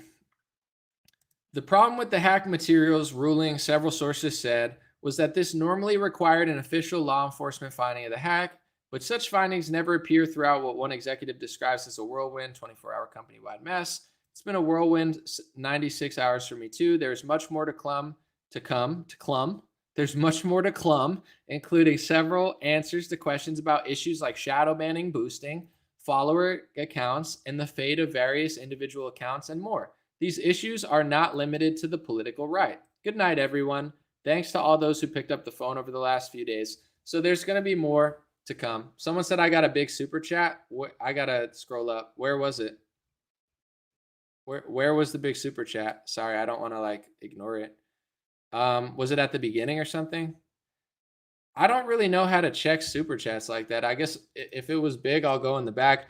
I apologize. I run all this by myself. I don't really have help, so I'm kind of just winging it. I mean, I should get better. That's not an excuse. I've been doing this for 6 years, but as far as that, I don't know. Here's the thing too on Facebook. I have 1.6 million. They took my shadow banning away. I was posting funny memes and stuff, and Matt said good night. Well, good night, Matt. Appreciate it. I'll go in the back end and look. But in general, $100. Thank you, brother. I'll look in the back end, just especially. Thank you. Um, yeah, Facebook, I would post a funny meme and it would get like 80 likes and like 10 like comments. And now they've taken it off where I'm getting 5,000 shares, 6,000 shares. I crush it on Facebook because we built this organically. We built this authentically. We got real people. I try to post good content. I've always been so sensitive, like of what I post, when I post, really trying to think about how good it is. And if it's not good, I don't post it. I've never spammed. I've never like just ran ads. So because I've done that before they took my shadow banning stuff or did the shadow banning, I always had one of the most powerful Facebook accounts in the world. Because even people with 10 million followers, they don't have any engagement because they always post ads and they're always posting crappy content and, money, money, money. I've never done that. I probably should have and made more money. But in general, it's like, so when I post something, 20,000 shares, 30,000 shares, it's all real engagement. So it's back to that point. It's awesome. It's great to see, like when I post something, people actually see it again. So if you're back from Facebook, welcome. All right, I'm going in the back end. I'm going to try to read the big super chat. And I'm sorry on the Facebook. I just can't like look at everything at the same time. I'll try to figure out a way, but let's see. Super chat. S Mazike, I think, is that the guy? $99 super chat. Thank you, my man. That's very generous. I'm going to eat a steak tonight. And I'm going to just feast something ignorant and expensive. I think most world leaders are rational and have rational means to ends that they intend on accomplishing. Bush with Iraq and Hitler with his citizens. So you think every world leader has a rational mean?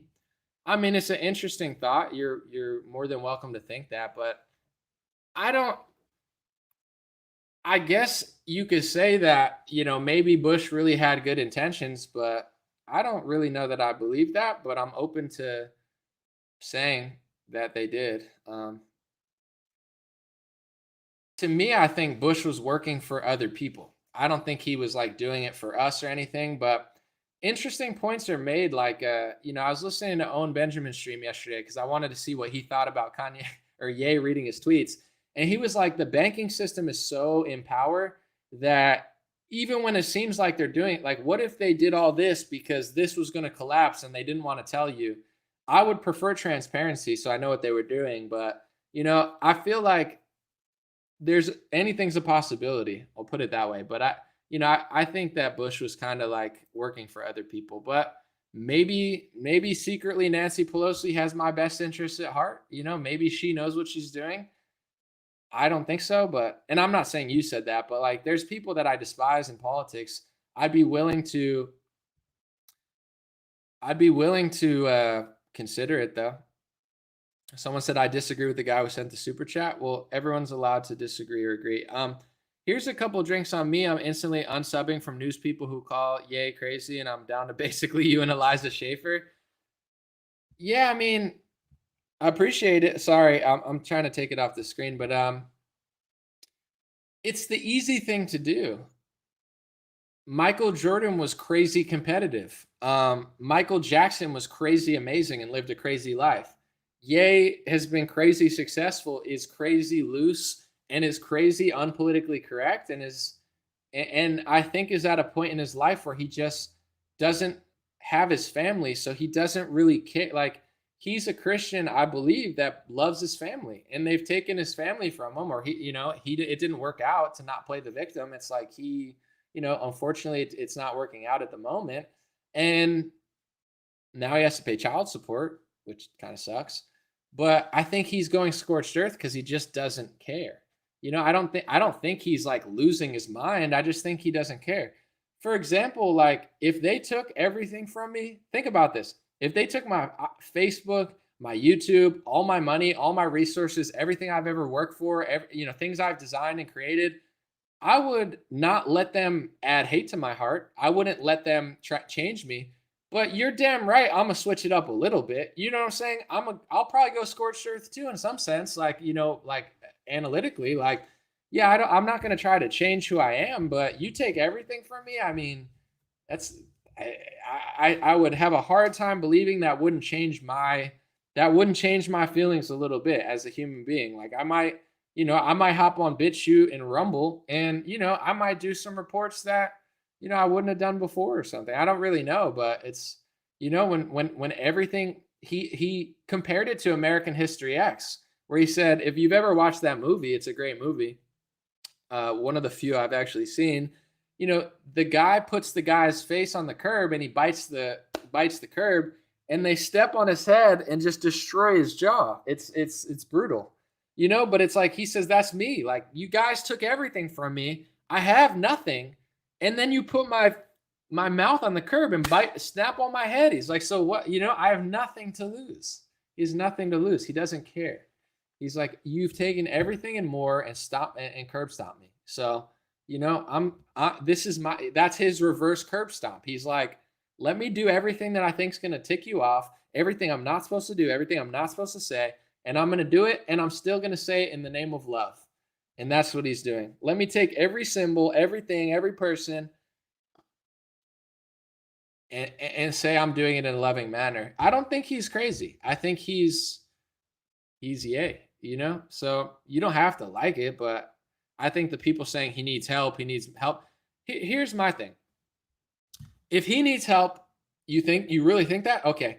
Well, I think you need help, because so many of these Republicans saying he needs help are cowards who sell out our country and only care about their own money, power, and fame. Just like Democrats, except they wear elephants in red clothes. They're the same people. They care about their ego, their personality, their connection to Prager, their donor money, their this, their that. They're not concerned with the First Amendment. They don't even care about anything. So if he needs help, so do you. Ben Shapiro, you need help. Like, a lot of people need help. So it's fine if you say someone needs help, but why do you think you're a better person when you're constantly deceiving and being a hypocrite, but you do it in the name of political correctness?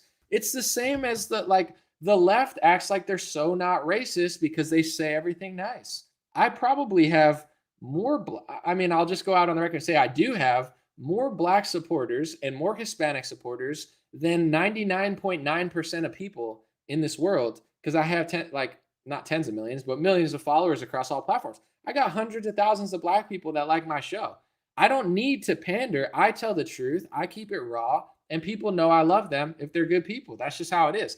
People, as much as they want to cry about my takes about whatever, I got people that watch all my live streams from Israel on my Instagram. They don't hate me because they know I keep it real. I'm not going to sugarcoat it, but I don't hate them, and I don't hate their right to live and thrive and be a human being. I see the humanity in everybody.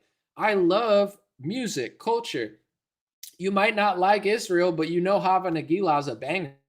What are they saying? I have no idea what they're saying. I'd have to translate the lyrics, but Hava Nagila is a banger. You know what I'm saying? Like, Punjabi music from India is fire. You know what I'm saying? Food from South America is fine. Like, there's beautiful things being made by all groups of people. Everybody's human. And, I see it like that, but I don't have to walk around and be like, well, I'm so not racist because I wear a Black Lives Matter shirt. I'm so not anti-Semitic because I get donor money from Israelis and I stand on stages and wear boat shoes and just suck up money. But then when Israel's locked down, all of a sudden I'm siding with Pfizer. It's like all of these right-wing Zionists who take Israeli donor money and cry anti-Semitism, they're all siding with Big Pharma when Israel needs help. Israel's like, help me. And they're like, sorry, I'm cutting my checks with Pfizer now. Of course, oh yeah, you're so not right. Give me a break. Like, it's all fake. So I don't need to do that to get people all over the world. People get it. Someone said boat shoes. Listen, welcome guys. I'm a Republican on a college campus and I'm here to fight anti-Semitism. Let me just say, first of all, that my boat shoes prove that I'm really cool and socialism sucks. Socialism sucks, and if you're a socialist and you have blue hair, you suck. Jessica, Becky in the back, you suck. You're a socialist. You suck. Okay, I'll debate you after. I'm 35, but I'll make you look stupid and we'll put it on YouTube. Anyway, socialism sucks unless our party does socialism. If our party does socialism, they had to do socialism because of COVID. I mean, they had to do socialism every year with the omnibus bill. I mean, yeah, we're socialists ourselves, but I mean, at least we say we're fighting socialism. It's like, I don't even blame socialists for not liking Republicans, because Republicans do socialism and then they just say they don't do socialism. It's kind of like speech censorship. Like, the left doesn't even pretend to believe in free speech anymore. I like right wingers more because they do more for me. But at least the left is honest. They're like, we don't believe in free speech. The right will be like, we believe in free speech, just not free speech to criticize Israel. Okay. Because I just got a bunch of donor money. But if you say I got donor money, that's anti Semitic. Like, that doesn't make you like, at least the left is like, no, we don't believe in free speech. Like, but we do. But, I still like right wingers better because they do more and there's more value there. But they're just like a little less honest in a weird way about that sort of stuff. So if I was like a socialist on a college campus, I would probably hate them too. I have people that say they like communism and socialism that watch my channel, even though I don't like socialism or communism. And I think Karl Marx was a scammer, but they still watch me because they know I'm not a liar. They're like, I think Anomaly's wrong, but at least he's not full of crap. Yeah, I don't like these Republicans either. I get why they don't like them. I get it. But I still think Karl Marx and Frederick Engels were scammers and probably working with the banks. But, I had this guy trying to like, you got to reread it. I'm like, dude, I think they're scammers, but whatever.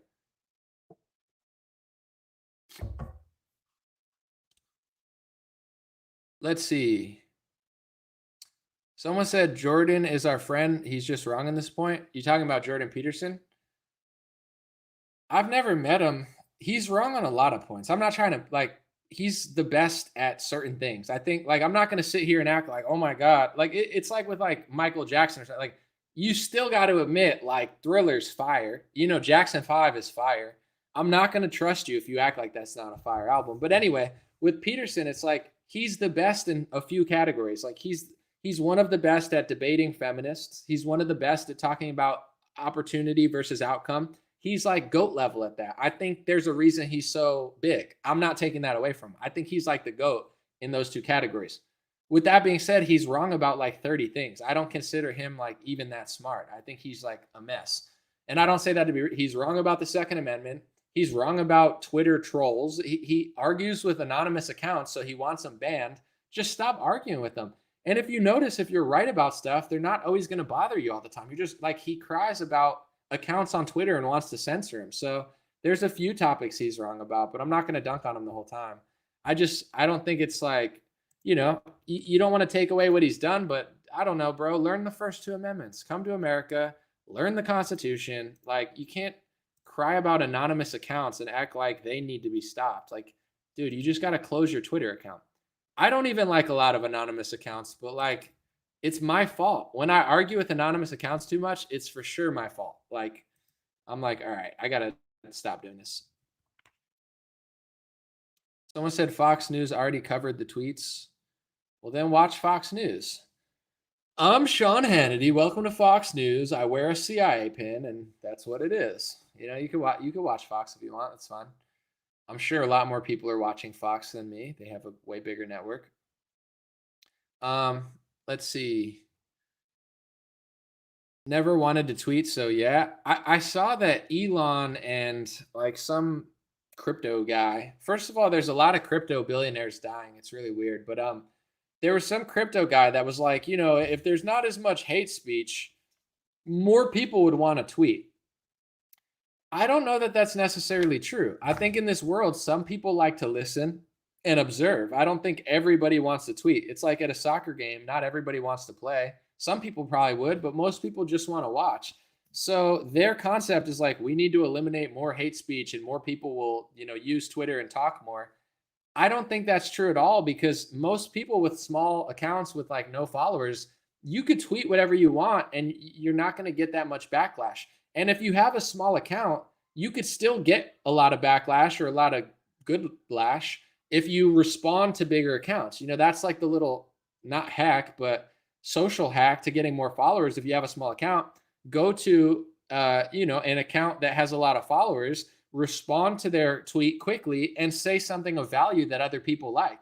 Doesn't even matter if you have 10 followers. You can either sit in your own zone and talk to yourself and your friends and no one cares, or you could join the big boy stage and respond to top journalists and news anchors or whatever, and just say something witty or funny or interesting and people will like it. So I don't understand this concept that they think like, oh, if we get rid of hate speech, more people will want to use it. They're afraid. No, not everybody wants to talk all the time. I mean, if I didn't use this full time, I don't know that I would want to talk on Twitter all the time. Like, I think at a certain point I would have got sick of it and like moved into the woods or something, but I still kind of want to do that, but we'll see. Honestly, your boss level, said Derek. I agree. I'm so cool. Where's my Nobel Peace Prize? Thank you. I'm so cool and I'm so moral because I condemn everything, okay? I condemn the Nazis. I condemn Hitler. I condemn Stalin. I condemn Mao Zedong. I condemn America being on the wrong side of almost every conflict my entire life. I condemn CNN. I condemn Fox News. I condemn the devil. I condemn Elon Musk's upside down Baphomet thing. I condemn Balenciaga, and I condemn both parties. Okay, now that I've established that I'm a better person than everybody watching this live stream, where is my Nobel Peace Prize? Let me check the mail. Maybe it came in the mail. I just want to let everybody know and then the Republicans who are doing this about the Ye situation, they're all getting ratioed. Like, no offense, I saw Zuby getting ratioed. He's like, oh my God, everybody agrees with Hitler. You're missing the point, bro. I feel bad. He's getting ratioed and he doesn't understand. Everyone's not agreeing with everything Ye said. It's just such a funny stance to just be like, this is bigotry and anti-Semitism and hatred, and I will fight it. You're like, whoa, all the hate of the world just exploded. It's all gone. Oh my gosh, thank you so much. Sorry.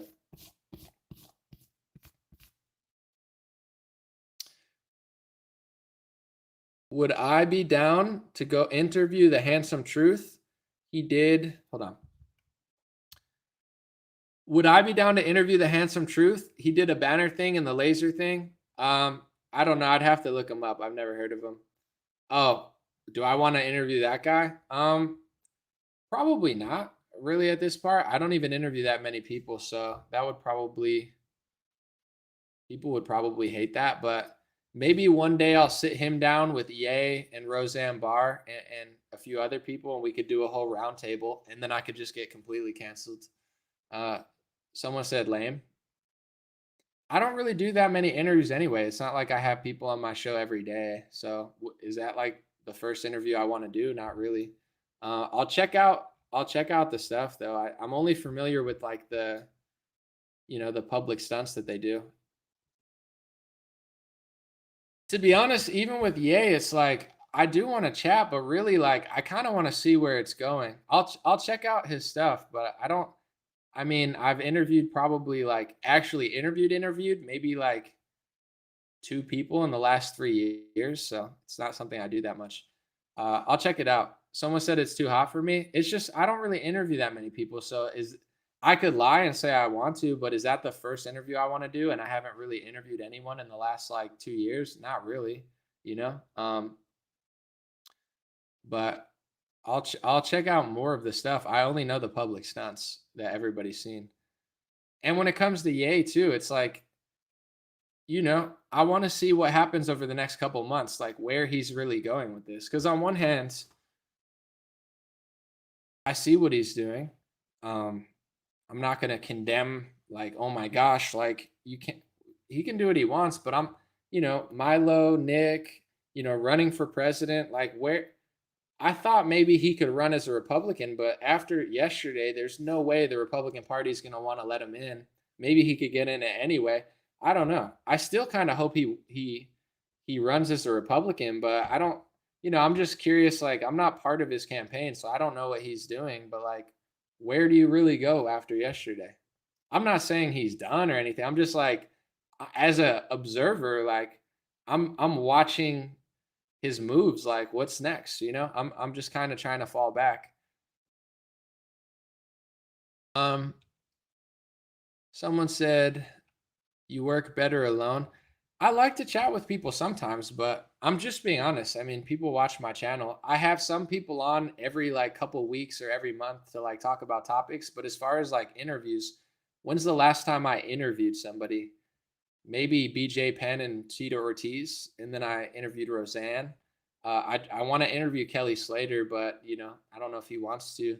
There's a few people that I'm like, all right, I would like just stop what I'm doing and interview them because I want to chat, but I don't really do interviews. That's just the truth if you watch my stream. So if I'm gonna stop and do an interview, like I'll probably Ye or somebody, but he's been on the Brewer podcast. Jim Brewer.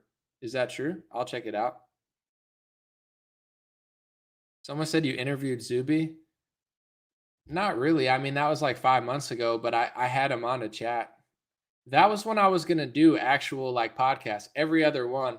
My initial goal with the podcast was every other thing. It was gonna be like news, guest, news, guest, news, guest, news, guest. I've kind of messed up that format, so I'm not doing that anymore. But that was the initial goal, was to do one news story, one guest, one news story, one guest. That's been like 7 months in the past. What happened with Elon tonight? I missed out. Well, he's putting brain chips in like monkeys and stuff, and he's going to put it in humans. And the Matt Taibbi released a Twitter expose. Did I say that Don Jr. follows me? I don't think he follows me, but he's shared my post before, like just probably didn't know, but just like screenshot, you know? Let's see. Someone said Ye is on the way to my house right now. Probably not. That would be crazy though if he just knocked on my door. I'd be like, what the hell? Like, how'd you get here? Someone said, what's up with his black suit and imaginary swatting friend? It's questionable. Well, you're allowed to ask questions. Is Salty Cracker one of those QAnon guys? I don't think so. I don't think so. I haven't seen that many of like Salty Cracker's stuff. That guy, he's like a channel. I don't think he is, but I don't know enough about all his streams to know if he was or not. James Woods just unleashed on Tucker. I'll check that out. Let's see. Someone said Salty's making money. Well, good for him.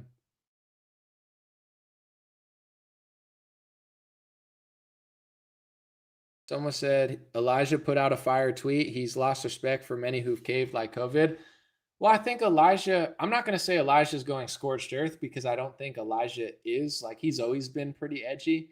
But Elijah, like, honestly, Elijah knows. He's been on the inside and he's seen what they do. They blacklist people who, like, all these people that are condemning are part of the problem. Elijah understands that because they've created this culture that has created someone like a Ye. I'm not saying he doesn't have to take responsibility for his own actions, but the people virtue signaling today are the ones for 4 years who've been blacklisting any moderate person who wants to have a conversation about these issues. They won't allow it. So it's allowed for people to just go further and further and just say, screw it. I don't care about these people anymore. I had a convo with my buddy on the phone the other day. I'm not going to say who, but he was, understandably upset at what happened and was like, like, optically, this is bad. I mean, in general, that's just a mess. Now it's like and I told him both sides of the story where I'm like, I understand why you feel that way. I understand how that's going to get other people in trouble and look bad. And, not everybody agrees. I get that. But what I told him is like, what he doesn't understand is like, I've been chill. I was even way chiller in 2019. I've been chill and pretty high profile as far as social media. They know, all these people know who I am. I've been blacklisted because I dared question the Israeli speech laws in 2019. And I thought it was weird that nobody wanted to talk about it, even though I had no hate in my heart and I don't hate Israel. I thought that was weird. I got, honestly, because of people like Elijah, I was informed. There's a lot of people that I know that were at big corporations, and they told me what was going on. They told me people were blacklisting me. They told me you weren't allowed to talk to him. He told me I was blacklisted because of a Nick Fuentes retweet of my tweet, and I'd never talked to Nick Fuentes. I didn't even talk to him. So even if I did talk to him, I'm allowed to, but I didn't. That's just the truth. I'm just but he can't retweet me. Oh, I'm too popular now. Too many people are retweeting me. This is how scum these people are. So the same ones crying about Ye's tweets are the same ones who created the whole allowance of that. The people that have been gatekeeping this conversation. So I told my buddy on the phone, Ye is going scorched earth because that's his personal story and he doesn't care anymore. Everyone else is concerned with optics.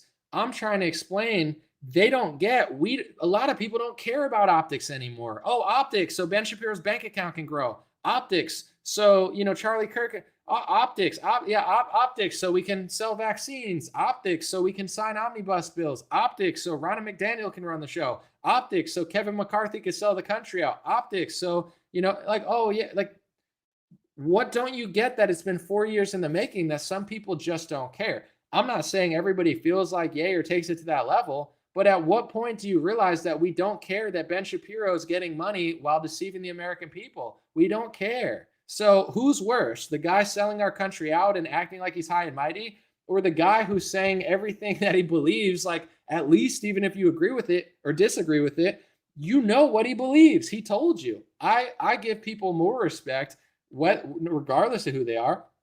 I'm even glad Nick Cannon said what he said when he said it, even though it offended me, quote unquote, because at least if he feels that way, he has the balls to say it on a podcast. I respect people like that. I don't like what he said, but I respect him more than the athlete who believes it but doesn't want to say it to lose his deal. Let me know how you feel, even if it hurts my feelings. So, it was like a convo where I'm like, this was bound to happen in some form. Of course, I didn't think it was going to be that form in that way. That's not what I was like imagining. But like Milo said on Tim Pool, the dam was going to break about the conversation Ye was having previous to Alex. No one knew how it was going to break, but everyone knows it's going to break. But everybody wants optics and money and fame and gatekeeping. And like, what do you not realize that there's tens of millions of people that don't care about all that? They actually care about the values you pretend to care.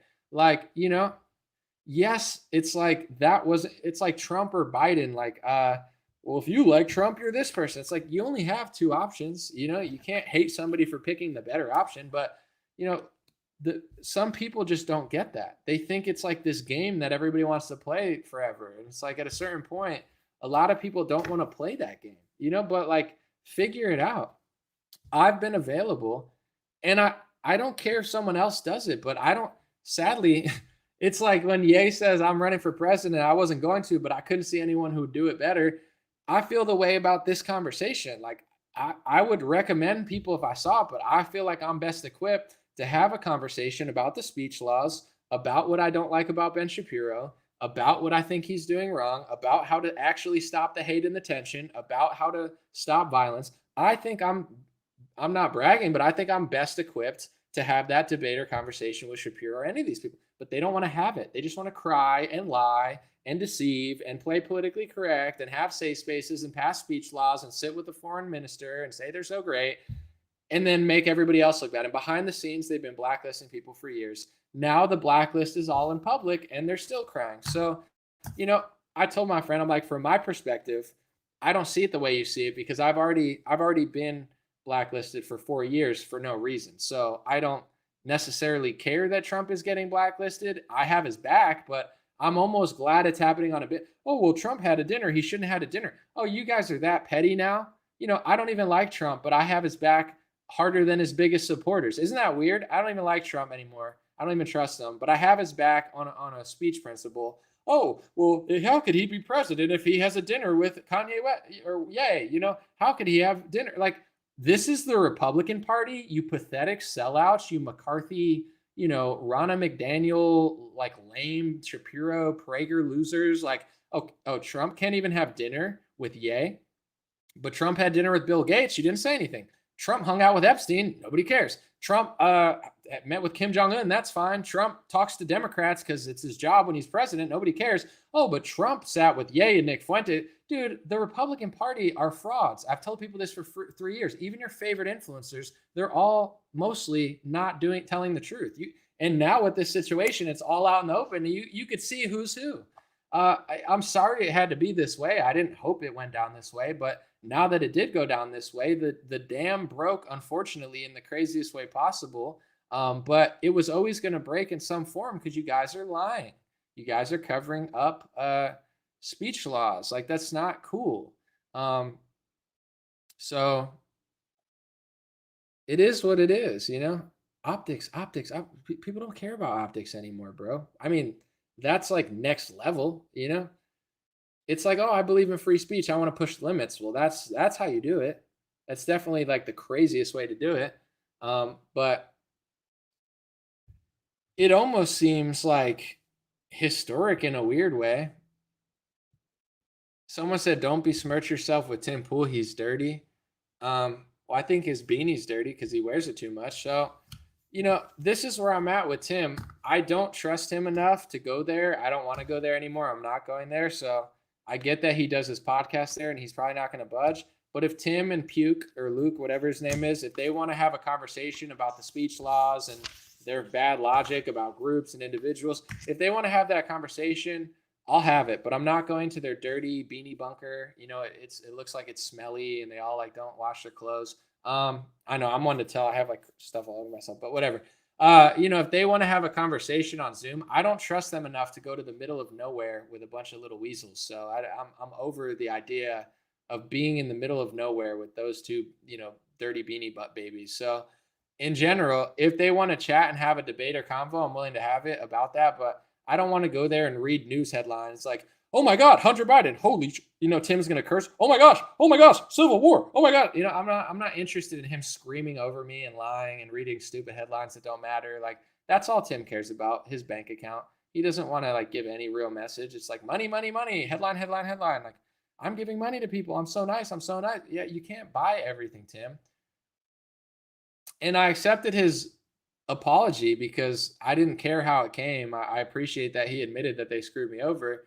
But I told people the other day, it's like, "Oh, I did this for humanity." Bro, you didn't do it for humanity. Stop lying. So after how they treated Ye when he didn't even really say that much, and how much they like, he's on drugs, I don't really want to go there. I don't care what I would get from that offering. I don't like them or trust them. So, you know, I'd be down to debate them, but it's got to be on Zoom or somewhere else, like neutral. I'm not going to the dirty beanie bunker with a bunch of like, gremlins.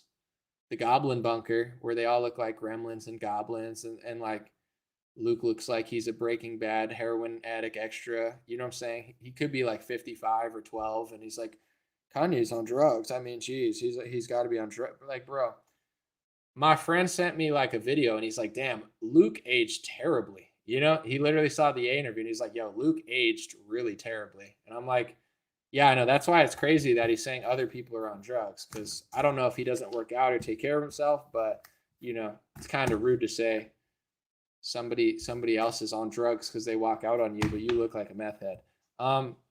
Someone said his apology seems sort of phony. Oh, for sure was phony. I knew it was phony even when I accepted it, but I was like, I don't care. I just want to go talk to them. But then after the A thing, I was like, actually, I don't want to talk to them. I don't even want to anymore. So it's all good. Someone said he only apologized because he was forced and claims he didn't know anything about you. I know he only apologized because he's forced, but that's fine. I don't care that that's happened. But he said, "I'm doing it for humanity. I mean, it's good for humanity to do things like this. That's why I'm doing it." Bro, stop. And then he goes, "Oh, I'm doing this stream because of Thanksgiving." Someone said, "I listen to Luke and you. I like both. I'm sorry." It's fine. I've never disliked Luke at all. It's just the fact that he said he thought that Kanye was drug damaged. Like, nobody had a problem with him the last like 4 years when he was saying all this stuff, but he walks out now he's drug damaged. I'm just trying to throw it back in his face. Like, maybe you're damaged from drugs. He's a lot of stuff. You could say he's wrong. You could say it's not right, but you're going to go with the route of he needs to be drug damaged. And then Ben Shapiro's like, he needs to get to therapy. They're trying to Harley Pasternak him. He's on drugs. He's a mess. Like, leave the guy alone. Like, he doesn't want to talk to you. You could say he's wrong, but don't say he's a drug. If you say you think he's on drugs, I'm going to say you look like a little goblin and you might be 45 or 14. I can't tell because you look like you're heroin damaged. I'm not trying to be a jerk, but you say he's on drugs and you think that's fine. I'm going to say you look like a meth head because it's more accurate than saying he's on drugs. So I'm not trying to be mean, but he started it. I just finished it. Someone said Tim's a Dem. He says he's a rep who can make money. I don't know if he's a Democrat or a Republican. I know based on seeing enough, he's somebody that's very inauthentic. You could tell I'll tell you who's authentic. I've met a lot of people. Bryson Gray, very authentic. You might not like Bryson. You might think he goes too far. But Bryson is Bryson. He's unapologetic. He's the real deal. He's authentic. I've met other people that are really nice. I'm not going to go through everyone, but I've met people who are authentic. Tim is one of, I'm not trying to be a jerk, but he's one of the least authentic people. I mean, just listen to his apology. All he cares about is money and fame and working. It's good. I'm a workaholic too, but he's not, like, I've said this before, and I'm not trying to be mean, but most people go on his show for the attention, and nobody really likes him that much because there's not much to like, not because any other reason besides he's just not an authentic person. He doesn't care about connecting, or it's all about like, just let me get, go, go, go, go, go, which is fine. But at the end of the day, if you don't connect with people and you don't treat people well, they're only going to like you for what they give them. He's announcing on Twitter today that he's giving $100,000 to like his family, which is super nice. That's a super nice thing to do. But I think that's the type of person he is. He thinks he could just buy everything. You know what I'm saying? I'm going to give you money, money, money. I got money. It's like, yeah, but like, his apology to me is fine, but he's just not an authentic person. And he's more concerned with status, power, and money than he is about any value. So that's what you get. You get a show that's whatever. And someone said, I like you, Anomaly, but that's kind of immature to say about Tim and Luke. Why is that immature? I mean, am I wrong? I thought especially, I mean, today people can say whatever they want, but after the Ye, Tim, Luke thing, Ye said what he said, and Tim and Luke just kept saying you shouldn't talk about groups, you should talk about individuals. Same thing Lex Friedman did. Kanye exposed them and said, you constantly group me in with the black vote. Why are you allowed to use groups, but I'm not? They had no answer for it. So Ye won the argument within 10 minutes. He said, deal, but you used a group too. They said nothing, right? Then he warns them twice he's going to leave if they just keep playing that game. Then he leaves. No big deal. Ye left. You could say he's wrong. You could say he didn't handle it well. You could say whatever you want about Ye. I don't care if you say he didn't handle it well. He shouldn't have left. He could have stayed and debated. He could have let Fuentes and Milo debated. Nothing would have bothered me. What bothered me the most was Luke saying, oh, I think he's still damaged from the lithium. Luke is no better than people like Harley Pasternak. I mean, a little bit better, but trying to say he's drug damaged because he doesn't want to hang out with a bunch of goblins, like, it's not, it's funny. It's not immature to be like, you look drug damaged. You know what I'm saying? You want to say everyone else drug damaged? You look drug damaged, It's like if somebody walked out of my podcast because they didn't want to talk to me, I wouldn't sit there and be like, oh, maybe they're damaged from lithium. It's like, maybe you and Tim look like little goblins and you guys have low energy and you're not interesting and you're dicks and you lied and you were wrong and he just didn't want to hang out with you. It's not a big deal, but to cope and say that, oh, he must be drug damaged because he doesn't want to hang out with me. Have you looked in the mirror? You probably don't even want to hang out with you. You look like a drug, damaged goblin. Like, get over yourself. I'm not being immature. It's just like, if you put it out and try to smear people and lie about them because they don't want to talk to you, I'm just going to, make fun of you. You could say it's immature, but I bet they would both laugh if I went on their show and called them little goblins. They'd probably be like, they're like, no, we're not. We're just trying to have a reasonable discussion about individuals.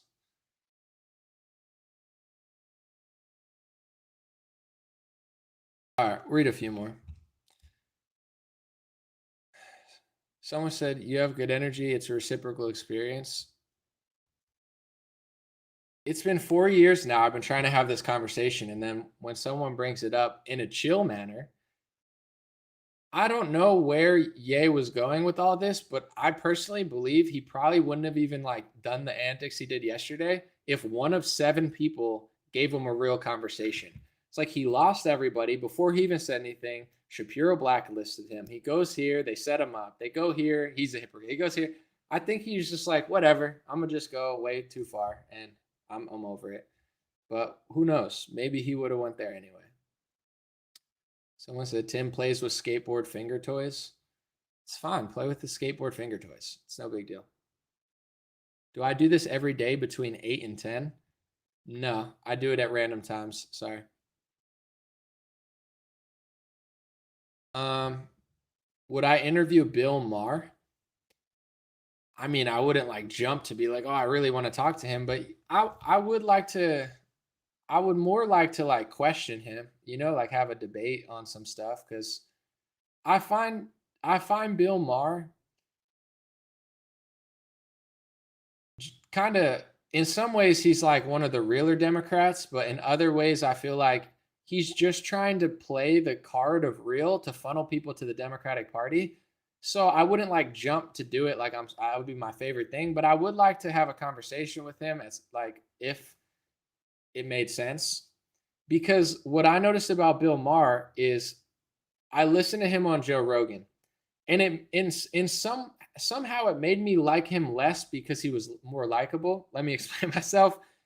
On Joe Rogan, he wasn't holding back, so he seemed very right wing. He's like, I believe in this. I like America used to be better. It used to be like Leave It to Beaver. Everything was safe and clean. So he said some of his favorite places are conservative places. So on Joe Rogan, he let it all out, and he was basically like, I'm pretty much conservative. Like he didn't say that, but he was like, how is he going to act like he doesn't know what Republicans are talking about all the time? But when I listen to him, he'll go on really good rants about China or really good rants about censorship. He's one of the rawest Democrats there are when it comes to certain segments. But if you really listen to him, he always tells people to vote Democrat. He'll be like, I believe in everything conservative, but you should still vote Democrat because of climate change.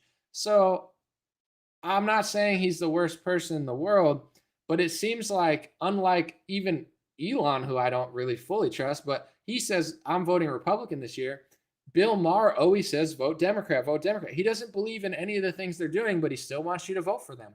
So I feel like Bill Maher plays this role of like, I'm going to be the cool Republican Democrat, but still tell people to vote Democrat, So um, I would chat for sure if the situation were right, but it's not like the first thing I really want to do. I would like to more like debate him and just kind of like get to the bottom of it, where it's like I would love to debate about climate change, to be honest, and his narrative on it. So that's just what I see with Bill Maher. He's always like, yeah, yeah, yeah, yeah, yeah. So let's all go vote Democrat because of climate change, and he never switches it up. So I don't know. Something seems a little off there, but we'll see. Let's see. I saw Jesse Lee Peterson go on Dr. Phil, bro. Jesse Lee Peterson is a full-on like character. It's pretty funny. Like I gotta find that clip. It's pretty like, dang. He definitely doesn't care. Remember Acid Rain? I'm not sure what you're talking about.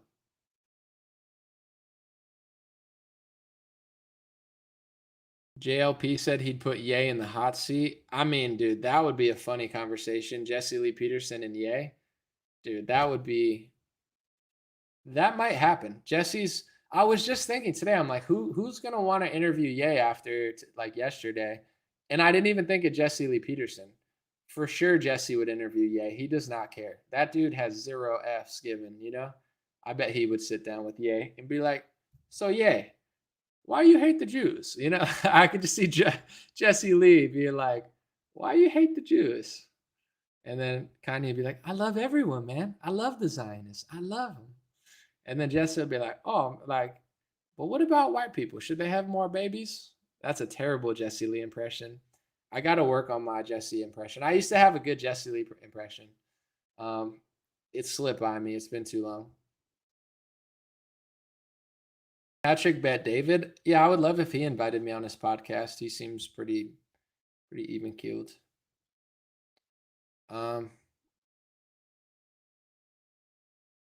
JLP would let Ye rant. JLP is definitely a wild card. Who knows what would happen, but it would be pretty funny. I actually got Roseanne on Jesse Lee. When Roseanne went on, I kind of plugged that. I made that all happen. I got to watch it live too. That was pretty funny. You are goofy, but you all right. Well, thank you, T. Lawton. I appreciate it. I'm funny, not goofy, but it's fine. Ye should go on Joe Rogan Experience. Yeah, I don't think Joe would want to have him on after yesterday. I think Joe, like, I don't think Joe would want to talk to him. I'm not saying it's right or wrong. I'm just saying, I'm guessing Joe would be like, nah, I'm not trying to, he doesn't like to really ruffle too many feathers, as controversial as he may be. I can't see him wanting to talk to Ye after yesterday. I think he'd be like, maybe I'm wrong though. Maybe he goes on Rogan. I just have a hard time thinking that Rogan wants to smoke on that level right now.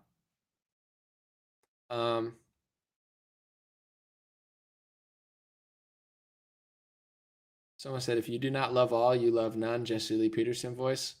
Jesse would be a good conversation for Ye because they both don't have a lot of like hate, so I don't think either of them would get angry at each other. Jesse doesn't really have anger. Ye, he could be a little more like, he can get a little more like spicy, but really the energy, I feel like they would both be chill, just both saying wild stuff, but like not yelling. Be probably pretty funny. Someone said Spotify won't let that slide. They might let it slide, but I just don't. Rogan gets in enough trouble. I don't think he's like biting at the whatever opportunity to get in more trouble right now. That's just my guess. I don't know. I would love to chat with Rogan, but I don't know. He doesn't want me on either. Am I too crazy for Rogan, or am I not famous enough? I'm not sure. It's probably a combination of both. It's just like, nah, it's not worth it. Like there's, like the pro and con of having me on. Because he followed me on Instagram and I messaged him. I said I was heading to Texas and I would like to chat, but I don't think he wants to have me on. I think it's a comp. He's had on like less popular people than me, but I don't know. Here's the crazy part though. Every time I comment on Rogan on Instagram, I'm the top comment. Like he posts something and I make a funny joke, 10,000 likes, and the next person has like 1,000 likes. The crossover between our audiences is like enormous, where it's like every time I comment on Rogan, I just say something witty or funny, 10,000 likes, 9,000 likes. The next comment is some celebrity, 2,000 likes. Everybody who watches Rogan likes me. So it would be a perfect crossover, but I don't, I'll ask him again when the time's right, or maybe one day he'll reach out to me, but it's whatever. Do I think Jesse Lee Peterson just says racist stuff for money? I would say this. I think Jesse Lee definitely pushes the boundary because he's like a troll, he's trolly. But I think he also just kind of feels that way, and like he just says it in a way that he knows is going to tick people off, but he just doesn't care. I think he gets a kick out of it. He's just like, white people need to have more babies. Is that racist? I mean, I don't know. If I said black people need to have more babies, would anyone call me racist? I think Jesse's another character where he's just exposing the hypocrisy. I could sit here and say Asian people should have more babies. No one cares. Black people should have more babies. No one cares. Hispanic people should have more babies. No one cares. But if I say white people should have more babies, now all of a sudden it's this racist, controversial thing, right? So when Jesse says it, I think he's kind of, whether he knows it or not, he's exposing the hypocrisy of like, this is the only thing that I could say in this category that would make people mad. And I'm going to just keep saying it over and over and over again. And statistically, although that is like a crazy thing to say, Jesse's a conservative. He's Christian conservative, super, super Republican. White people vote the most Republican. So if he statistically wants to keep that in the country, that's his, I don't know. Maybe I don't know if that's how he's thinking, but it's like, he says all that. He does say some like further stuff than that. He will be like, these people build, these people destroy. I mean, I wouldn't say that because I think it's like rude and not true to a full extent, but I support his right to say it. I don't think he has to, if that's what he wants to say, he wants to just like kind of be trolly and say like things that are going to piss people off. He has a right to do it. Not my style, but I get what you're saying. He definitely says some like stuff where you're like, that's pretty wild or going to be perceived wrong. I don't like to make statements like all people do this and all people do that. So I don't, I also get when people are like, well, did you mean everybody? Not everybody, but I try to steer clear of that personally but Jesse's very Trumpy in the sense of he always just says like quick one-liners, if you watch Jesse long enough, you've already heard everything he's going to say for the most part. He's like almost like a pull string doll. And I'm not saying this to be disrespectful to Jesse. I'm just saying he has like 15 phrases and he just says them over and over. So if you've listened to Jesse 5 times, you probably heard every edgy thing he's going to say. It's like pull, the great white hope, white people need to have more babies, they just destroy, they build, he says the same things over, BLM is lesbians, he's got the same like punchlines and they're all like kind of funny and edgy, but it is funny watching him go on mainstream shows and say that stuff because everybody's like, what the heck did this guy just say? I think that's kind of his shtick though, he likes to troll, he likes to make people feel uncomfortable. When I'm on his show, he always likes to make me feel uncomfortable. He always likes to ask me a weird question. He always likes to ask me something that just feels off. I've been on his show a couple of times. He likes making you uncomfortable. Even me, even though we agree on, a decent amount of political stuff, he always wants to like push some sort of angle that makes me feel weird. I think he likes doing that to get a moment, to make you feel uncomfortable. And in many ways, that's his thing. That's what makes Jesse Jesse. And, it's interesting to watch people feel uncomfortable because when you're uncomfortable, it can also expose a lot, like I've seen left wingers that I thought were kind of smart look stupid because Jesse asked them a question about God and they just didn't even know how to answer. It's like sometimes the simplest question can be the deepest thing. That's why I never knock Trump where they're like, oh, he sounds dumb. And I'm like, he's simple. Like Trump speaks simply. I don't think you're necessarily smarter if you overcomplicate it. Like Trump makes it clear, whether you barely understand English or you have a PhD, you know what Trump's saying. Jesse's the same type of person. He keeps everything so simple and so trolly, but in a weird way, it makes it the most complex question you could ever be asked because it's like, he'll ask you something so uncomfortable, but it's so simple, but it's also like, what? So it does expose a lot of people, I think, just because like, dang, like people get hit with some question they weren't expecting. I like Jesse. No, I think he's an American treasure. And although he makes me feel uncomfortable sometimes, I think, he serves a role in this country. Like you compare him to other people, he's definitely like edgier, but that doesn't necessarily make you bad. There's a lot of people who are doing bank scams, but they don't ever like talk. I don't think that makes them more righteous than Jesse. He's a character, and there's not many people like him. So he's definitely an American treasure in his own way. Someone said you got to pick a side, man. I mean, politically, I vote one way personally, but I think that was a pretty fair stance on Jesse. He's a great guy off camera. He's in his 70s and man, he does a lot of work. He works out. He's in good shape. He's a character, man. He's always been nice to me off camera, never had any problems. I went to his church one time. That was funny. Someone said, because you are of your father, the devil. I love when he says that. Yeah, he's like, you're of your father, the devil. And they're like, did you just say that? He's a character, man. I haven't watched him in a while, but I always do enjoy him, like having an uncomfortable discussion. It's fun. He's a net positive. I think so too. I think so as well. It's funny because like the craziest people that are like the edgiest are sometimes like, better than the people that don't say or do anything edgy,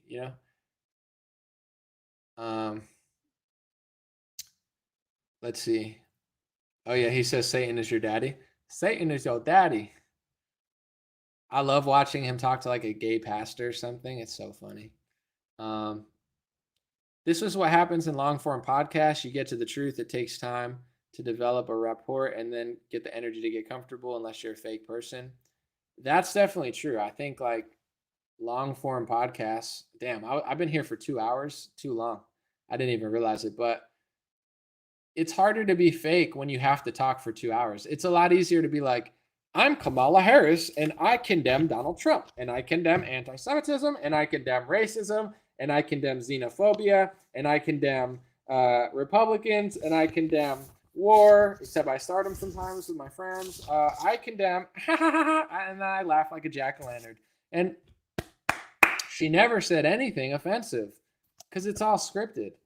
When you talk for an hour unscripted, it's a lot harder to hide who you really are. You know, it's a lot harder to just have a plan to just seem a certain way. So I think you could really see who people are in long form. That's why on the Rogan podcast, Bill Maher was so likable. He was likable. I could tell he understood conservative values. And then I know he's played, like, he does a good job of calling out both sides, but I almost feel like, and maybe I'm wrong, but this is just my perception, in a weird way, he was way more authentic on Rogan than he was on a show, which made me realize he knows a lot more than he says, which is fine.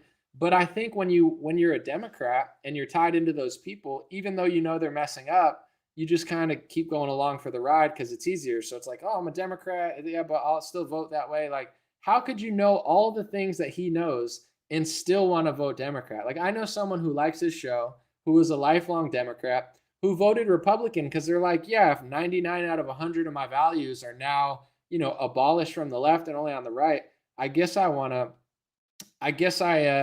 should vote this way now. I think it's like, he's like, oh yeah, I agree with them on almost everything, but I'm still going to vote Democrat because of climate change. Like, is that really what you believe? Maybe he really believes that. I just don't think he does, but who knows? Someone said Jesse made me forgive my mother. I forgot about that point. I do want to point that out because I think that that's the most important message that Jesse talks about, that he's helped a lot of people. He always says you got to forgive your parents. And I think that that's true. A lot of people hold grudges against their mom or dad, and that affects their love life, their personal life. I love Jesse for that message, and I think it's so important. So I forgot. I'm glad you brought that up because, like, that's my favorite thing Jesse does, and he's helped so many people. Forgive your mother, forgive your father, and like that's the only way to move forward. Or else, I think it's almost genetic because you're half your mother, half your father. They had sex and made you. Disgusting, but it happened. No, I'm just kidding. But like, you are part of them. So even if they've done bad or whatever, if you don't forgive them in a weird way, you're always going to self-sabotage because it's part of you. It's part of your story. It's part of what created you. So no matter what you went through, I think, like, once you forgive your parents, your life changes. And I went through this before I met Jesse or anything or saw his show. In my 20s, I had a lot of angst against, one of my parents. And once I forgave them, it was actually for me like Taoism and certain books like about the present moment. And they had told me live in the present and don't think about the past. Once I started doing that, my whole life changed because I forgave my mother. I was holding on to grudges that didn't even make sense. And once I forgave my mother, my whole career took off. I really, truly believe it was because I forgave my mother, forgave my family, loved the present moment. And I stopped being so envious. I used to, oh, well, he has that, he has that. Once I stopped that and I lived in the present, I say, God is great. I have a microphone. I have this. I might not have the best show in terms of, production value, but I do have the opportunity to stream to the whole world and do an Instagram reel or a TikTok. When you change your mindset from, oh, I need this and that, to, oh, I'm already blessed, even if you have $0, change your whole life. So I think Jesse, that message of forgiving your mother has helped so many people. And his message is simple yet like effective when it comes to what he's talking about.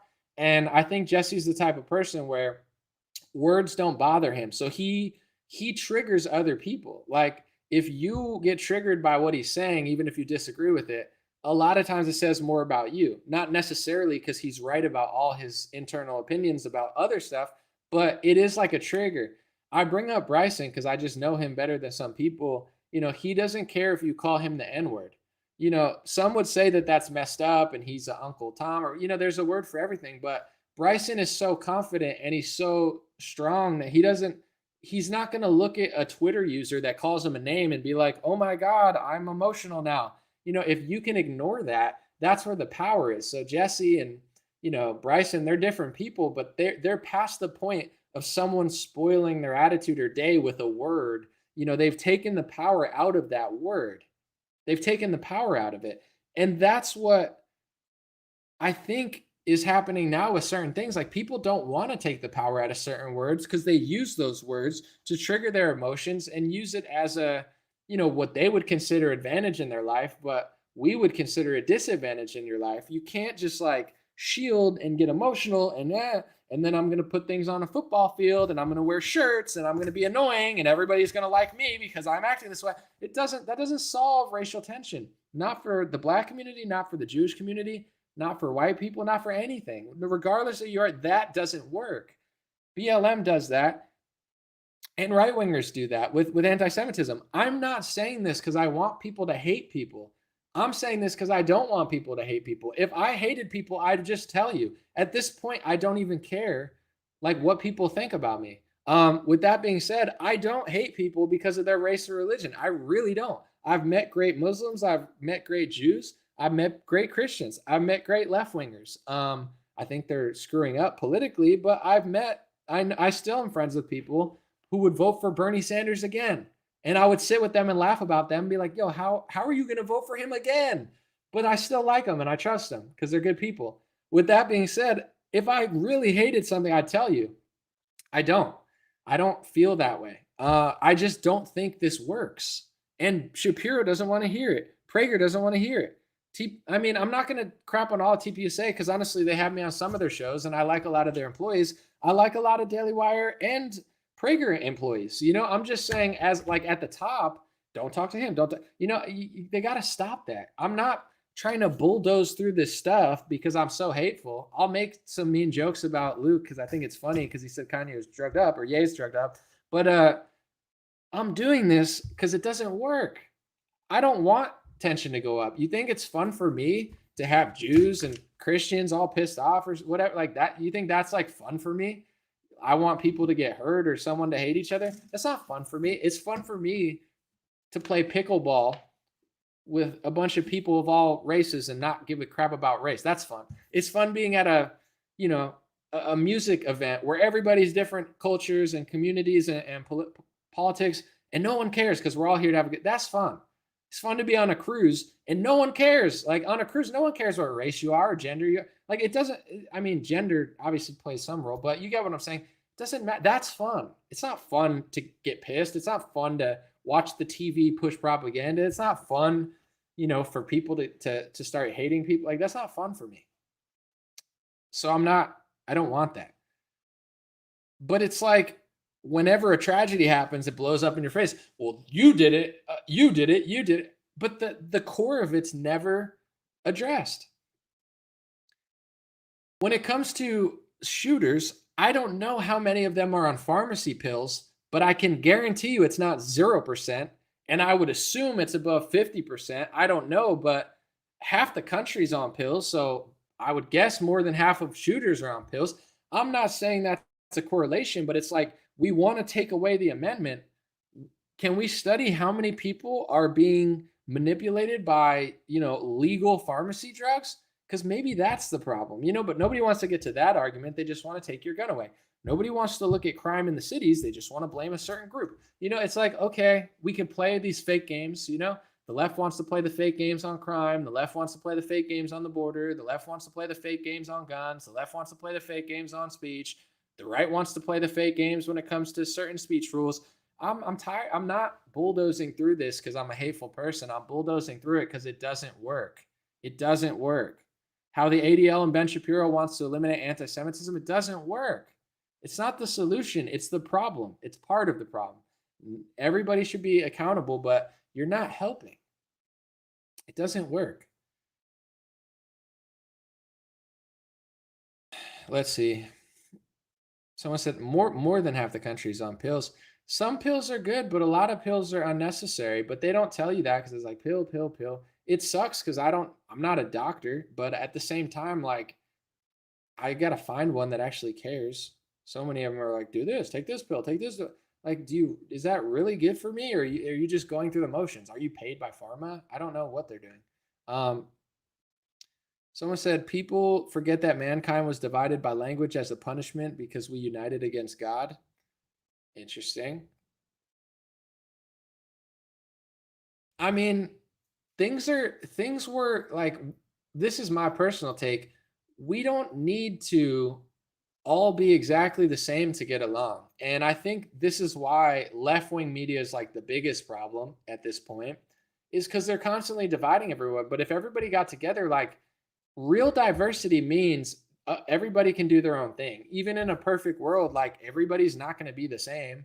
You know, it's okay for Saudi Arabia to be Muslim as long as they don't hurt people. And it's okay for America to be what we are if we don't hurt people. But like everybody is hurting other people. But, you know, it's like, oh, well, you have to be this way and you have to be diverse. No, diversity means that the South can be white at some parts and be black at other parts. It doesn't mean everyone has to be segregated, but like, you know, jamming everyone together if they don't want to be put together and like making everybody hate each other with the media, that's not a good idea. Like, so at the end of the day, I think our whole idea of everything in this country, at least, is kind of wrong, where they're like, you have to do this, you have to do this. That's not real diversity. Real diversity is you can do this and you can do that. You know, you have the option to live where you want. You have the option to choose a different culture. In this country, it's all jammed down your throat. You have to do this. You have to wear masks. You have to lock down. You have to have the rainbow flag. Yeah, it's like that's not real diversity, and that doesn't work. And people can act like they have the moral high ground for saying it does, but it doesn't. It only adds more tension. And I don't know how to really fix it at this point, but at a certain point, there needs to be some tough conversations, and then everybody can figure out what they really want. They can't just like sporadically run around and like mix everybody up and piss everybody off. Like people will naturally diversify based on travel, in my perspective. When no one could travel, like you said, people were divided into different religions. Then people started figuring out how to get wheels, and then they were riding horses, and then they eventually someone figured out how to make a boat. I have no idea who created, you know, and then eventually, you know, people started sailing, and then eventually someone created a plane and a train. Once people created planes, you're going to see diversity happen whether people like it or not, because people have airplanes. And now instead of sailing across the sea, you could fly across a country for a couple $100 and go live there if you want. So diversity is going to happen anyway. It's just the way the media does it is forced. And then as soon as they force it, they make everybody hate each other. So it's like, you know, I think in general, I don't know for sure, but in places like Dubai and Abu Dhabi, diversity seems to be working better because they have a strict set of laws. And even though everything is diverse and fun, they don't allow, they're not as like weak and liberal as America. So even though, you know, it's an Islamic place, they're still very liberal there. And it's rich. I mean, money always helps. You give, you know, a rich place is usually going to be safer. But, you know, I think this idea is like diversity can happen and it will happen and it's good, but it's only good if it works, not if it's like not working. And I think it's not working because it's being manipulated and the media is rattling everybody up and they're not setting a tough enough guidelines. Like in places where they set tougher guidelines, you see a more peaceful diversity. In places where there's crime and you can't talk about it and everything's getting dirty and like it doesn't work as well. There's got to be a real conversation to be like, yo, this is not like you can't force everything one way but not allow people to be like that's not the right way. Someone said if one man can't speak freely, no one can. Yeah, but I don't know. I love America, but I think we're getting outdone on a world scale. Like I think most places have better airports than we have because they actually care, and our country is like a scam. I love America. It's not as bad as most countries. I'm grateful to be here, but we're very scammy in sneaky ways. We just have enough money to scam so much and not actually like, you know, screw it up because we have so much money. But honestly, I think like a lot of these like Abu Dhabi, Dubai, I think that they're going to steal a lot of like entertainment and sports from America because they figured out a better way to run it, in my opinion. Yeah, I'm not pro their whole country or anything. I'm not like, oh, they're so great and we're so bad. I'm just saying I'm competitive. I love America. I want America to win. No offense to Abu Dhabi. I want to win. I live here. I'm not there. But they're doing better things than us. They're taking a huge chunk of the market because they're getting things we're doing wrong. And I think what they're doing right is they have a culture that's stricter. They're loose with partying, but they're strict with crime and other sort of stuff. They don't allow you to steal stuff. They don't allow you to break the law. In San Francisco, Nobody wants to live there anymore because break the law. Who cares? It's like, if you have money, why would you want to live in San Francisco?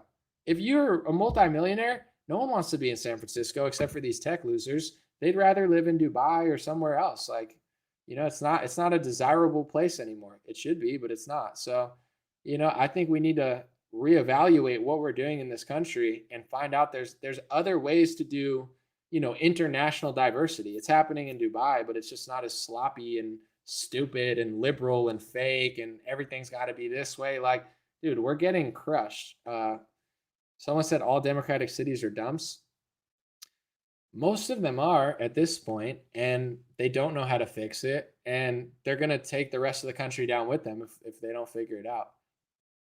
So someone said Democrats destroyed California. They're doing their best job of it with their weak laws and their stupid laws, and their inability to crack down on the issue. Political correctness stops you from cracking down on an issue. If you're politically correct, well, I don't like, if you really care about everybody, you're going to be like, listen, this is a problem. We got to solve it. We got to be real about it. And if we solve this problem, it's going to help everybody. If there's crime in a community and most people there are Black, not solving it isn't helping that community. Not solving it is getting kids killed innocently. So if you really want to help people there, but you don't want to seem a certain way, you're not actually helping, because the people it hurts the most are the people you're pretending to help. So, you need honest people from whoever to sit down and be like, listen, this is the issue. How do we solve it?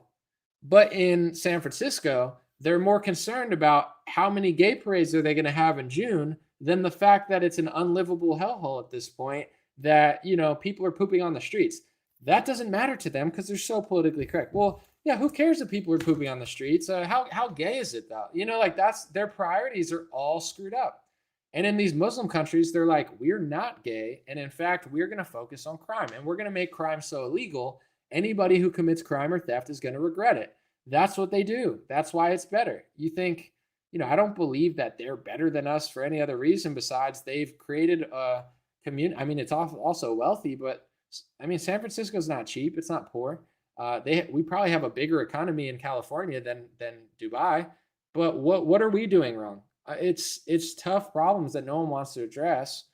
Even homelessness. Homelessness is not a house problem. All the left wingers say homelessness is a housing problem. You can build every homeless person a house, test that theory. They're not going to go in it because the laws are too weak. Homelessness is allowed. When you build a homeless shelter in California, a lot of people sit outside it. They use the showers, they get the food, and then they sit outside because they don't want to adhere to the rules. They don't want to go to bed at 10 o'clock. They don't want to be stuck in there. They want to do drugs on the street, or they want to hang out with their friends on the street. So the homeless shelters don't work unless there's enforcement behind it. I could solve homelessness. I know that's a bold claim, but if I had the power to do so, I could, in my opinion. But I couldn't do it when there's a legislation that disagree with. I'm not saying I want to be a dictator. I'm just saying if we adhere to my plan in California, I believe I could solve homelessness within 5 years. It's going to be a 4-step, 5-step plan. Homeless shelters, have them. Mental health, asylums, have them. Jobs, have them. Help, have them. Cops, have them. Social workers, have them. All right, you got everything. We have the resources built for everyone to be helped. Every single person, we could get you anything you need. But here's the thing. We're also giving you a kick in the ass. So you can't be here anymore. It's now illegal to camp outside of downtown Los Angeles. If you don't go to an asylum, or you don't go to a shelter, or you don't go to a job place, or you don't go to a halfway home, or you don't come to one of the social workers, or you don't do one of the 6 things, we're going to roll out the red carpet for you. You got every resource under the sun to get your ass together, get some mental help. We got it all. But here's the kicker. We also got a boot. Just like a personal trainer that doesn't let you get fat. Oh, just get fat. No, if you want somebody to get in shape, you got to push them in the right direction. Sorry, that's just how life works. So in general, every resource legal, but make it 100% illegal to camp. There's homelessness in my area because California has certain rules. There's barely any, but it's like, well, you could do this because of this, and we can't do it because of the state. They make it legal, make it illegal. I know it sounds harsh, but it's not harsh if you give them everything that they need. You could have this, you could have that, you could have this, you could have money, whatever. We already do socialism. Give them what they want, but you can't be on the streets. It's illegal now. You have A month, 2 months, 3 months, 5 months, a year. You have a year to get off the streets, but next year it's illegal. No more tents, no more shitting. All of that's illegal. And if you don't follow one of the 6 rules, unfortunately, you got to go to prison or somewhere because you're not going to stay here. Solved in 2 years. It's over. The only reason it's not solved is because there's options. You have the option to go get help. They should have more asylums. They don't have enough. But in general, you could go here or you could stay on the street or you could just take advantage of us. So they take advantage, they take advantage, they take advantage, they take advantage. It's not humane and it's not helpful and it doesn't help them and it doesn't help the kids growing up in that community. It's all bad. It could be solved so easily, but they don't want to do it. They're not tough enough to do it. That's why there's going to be, cities around the world that are going to suck all of the economy out of America, not just because of China or something else. I mean, that's part of it, but because they're not as stupid and fake as us. We have to stop being so fake and stupid. In a lot of these cities, you steal, you're done. You come to our country and you do what we say you shouldn't do, you're going to be in prison. You're not going to get out and shit on the street. Like, it's not going to happen. So homelessness in California could be solved so quickly, but it grows and grows and grows. The pharmacy industry doesn't help. Everybody's messed up on pills. It grows, it grows, it grows. They allow it. And they even strong-arm conservative counties and try to say that you can't do anything about it. If you try to clean up homelessness, well, if it's on public property or it's on government property, you're not allowed to do it. That's why when you go to all these if you go to the capital of Orange County or you go to Sacramento or you go to Washington, D.C., or you go to the capital of almost any city in this country, it's a shithole filled with homelessness. Oh, well, we can't do anything about it. And well, why is where every politician works some of the shittiest parts of the city or the country? Why are some of the worst parts where the politicians work?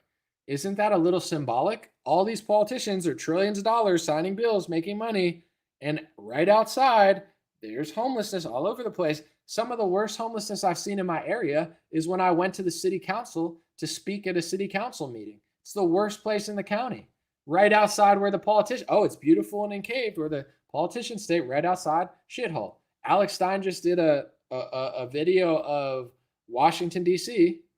It's so nice inside the White House. It's nice inside Trump's building if he still owns it. When you get outside, dude, walking to the White House, I'm like, oh, the White House is here? No offense, but it's just not the nicest area I've ever been. I was like, this is definitely not what I thought it was going to be. I was shocked that outside of the White House was not nice. It's an easy solve, but our country's too weak and foolish. So I do like pickleball. I don't play, but I just thought of that because like all ages play pickleball. But in general, I haven't played in a while, but I do like it. Yeah. In general, that's the end message. Elon Musk, Neuralink, brain chips, rewind if you want to watch it. I read a lot of the Hunter Biden files. If you're interested, you can rewind and watch that. And, my solutions to homelessness, hate, violence, all that stuff. I'm not going to say I could fix everything. The world's not perfect, but I think I have better solutions on these topics than a lot of people on the left and the right. So I'm going to keep bringing it to the table. I'm going to keep hammering it home. And do I have a cold? No, I talk a lot and I do a lot of work. So I feel great. I've been pretty much 100% healthy over the last week or two. I did have a cold, but I kicked it real fast. I've been inside too much, I think, this week. I've been just working because Christmas is coming up. So, I want to just crush it now, get all my work in, and then, maybe I'll take a break. Maybe I won't. I don't know. Appreciate you guys. God bless you. Thank you guys for supporting and showing love. Thank you on Facebook. Thank you on YouTube. I got a lot of stuff to do, and I'm going to keep doing it. So let me know what you think, and I'll be back soon.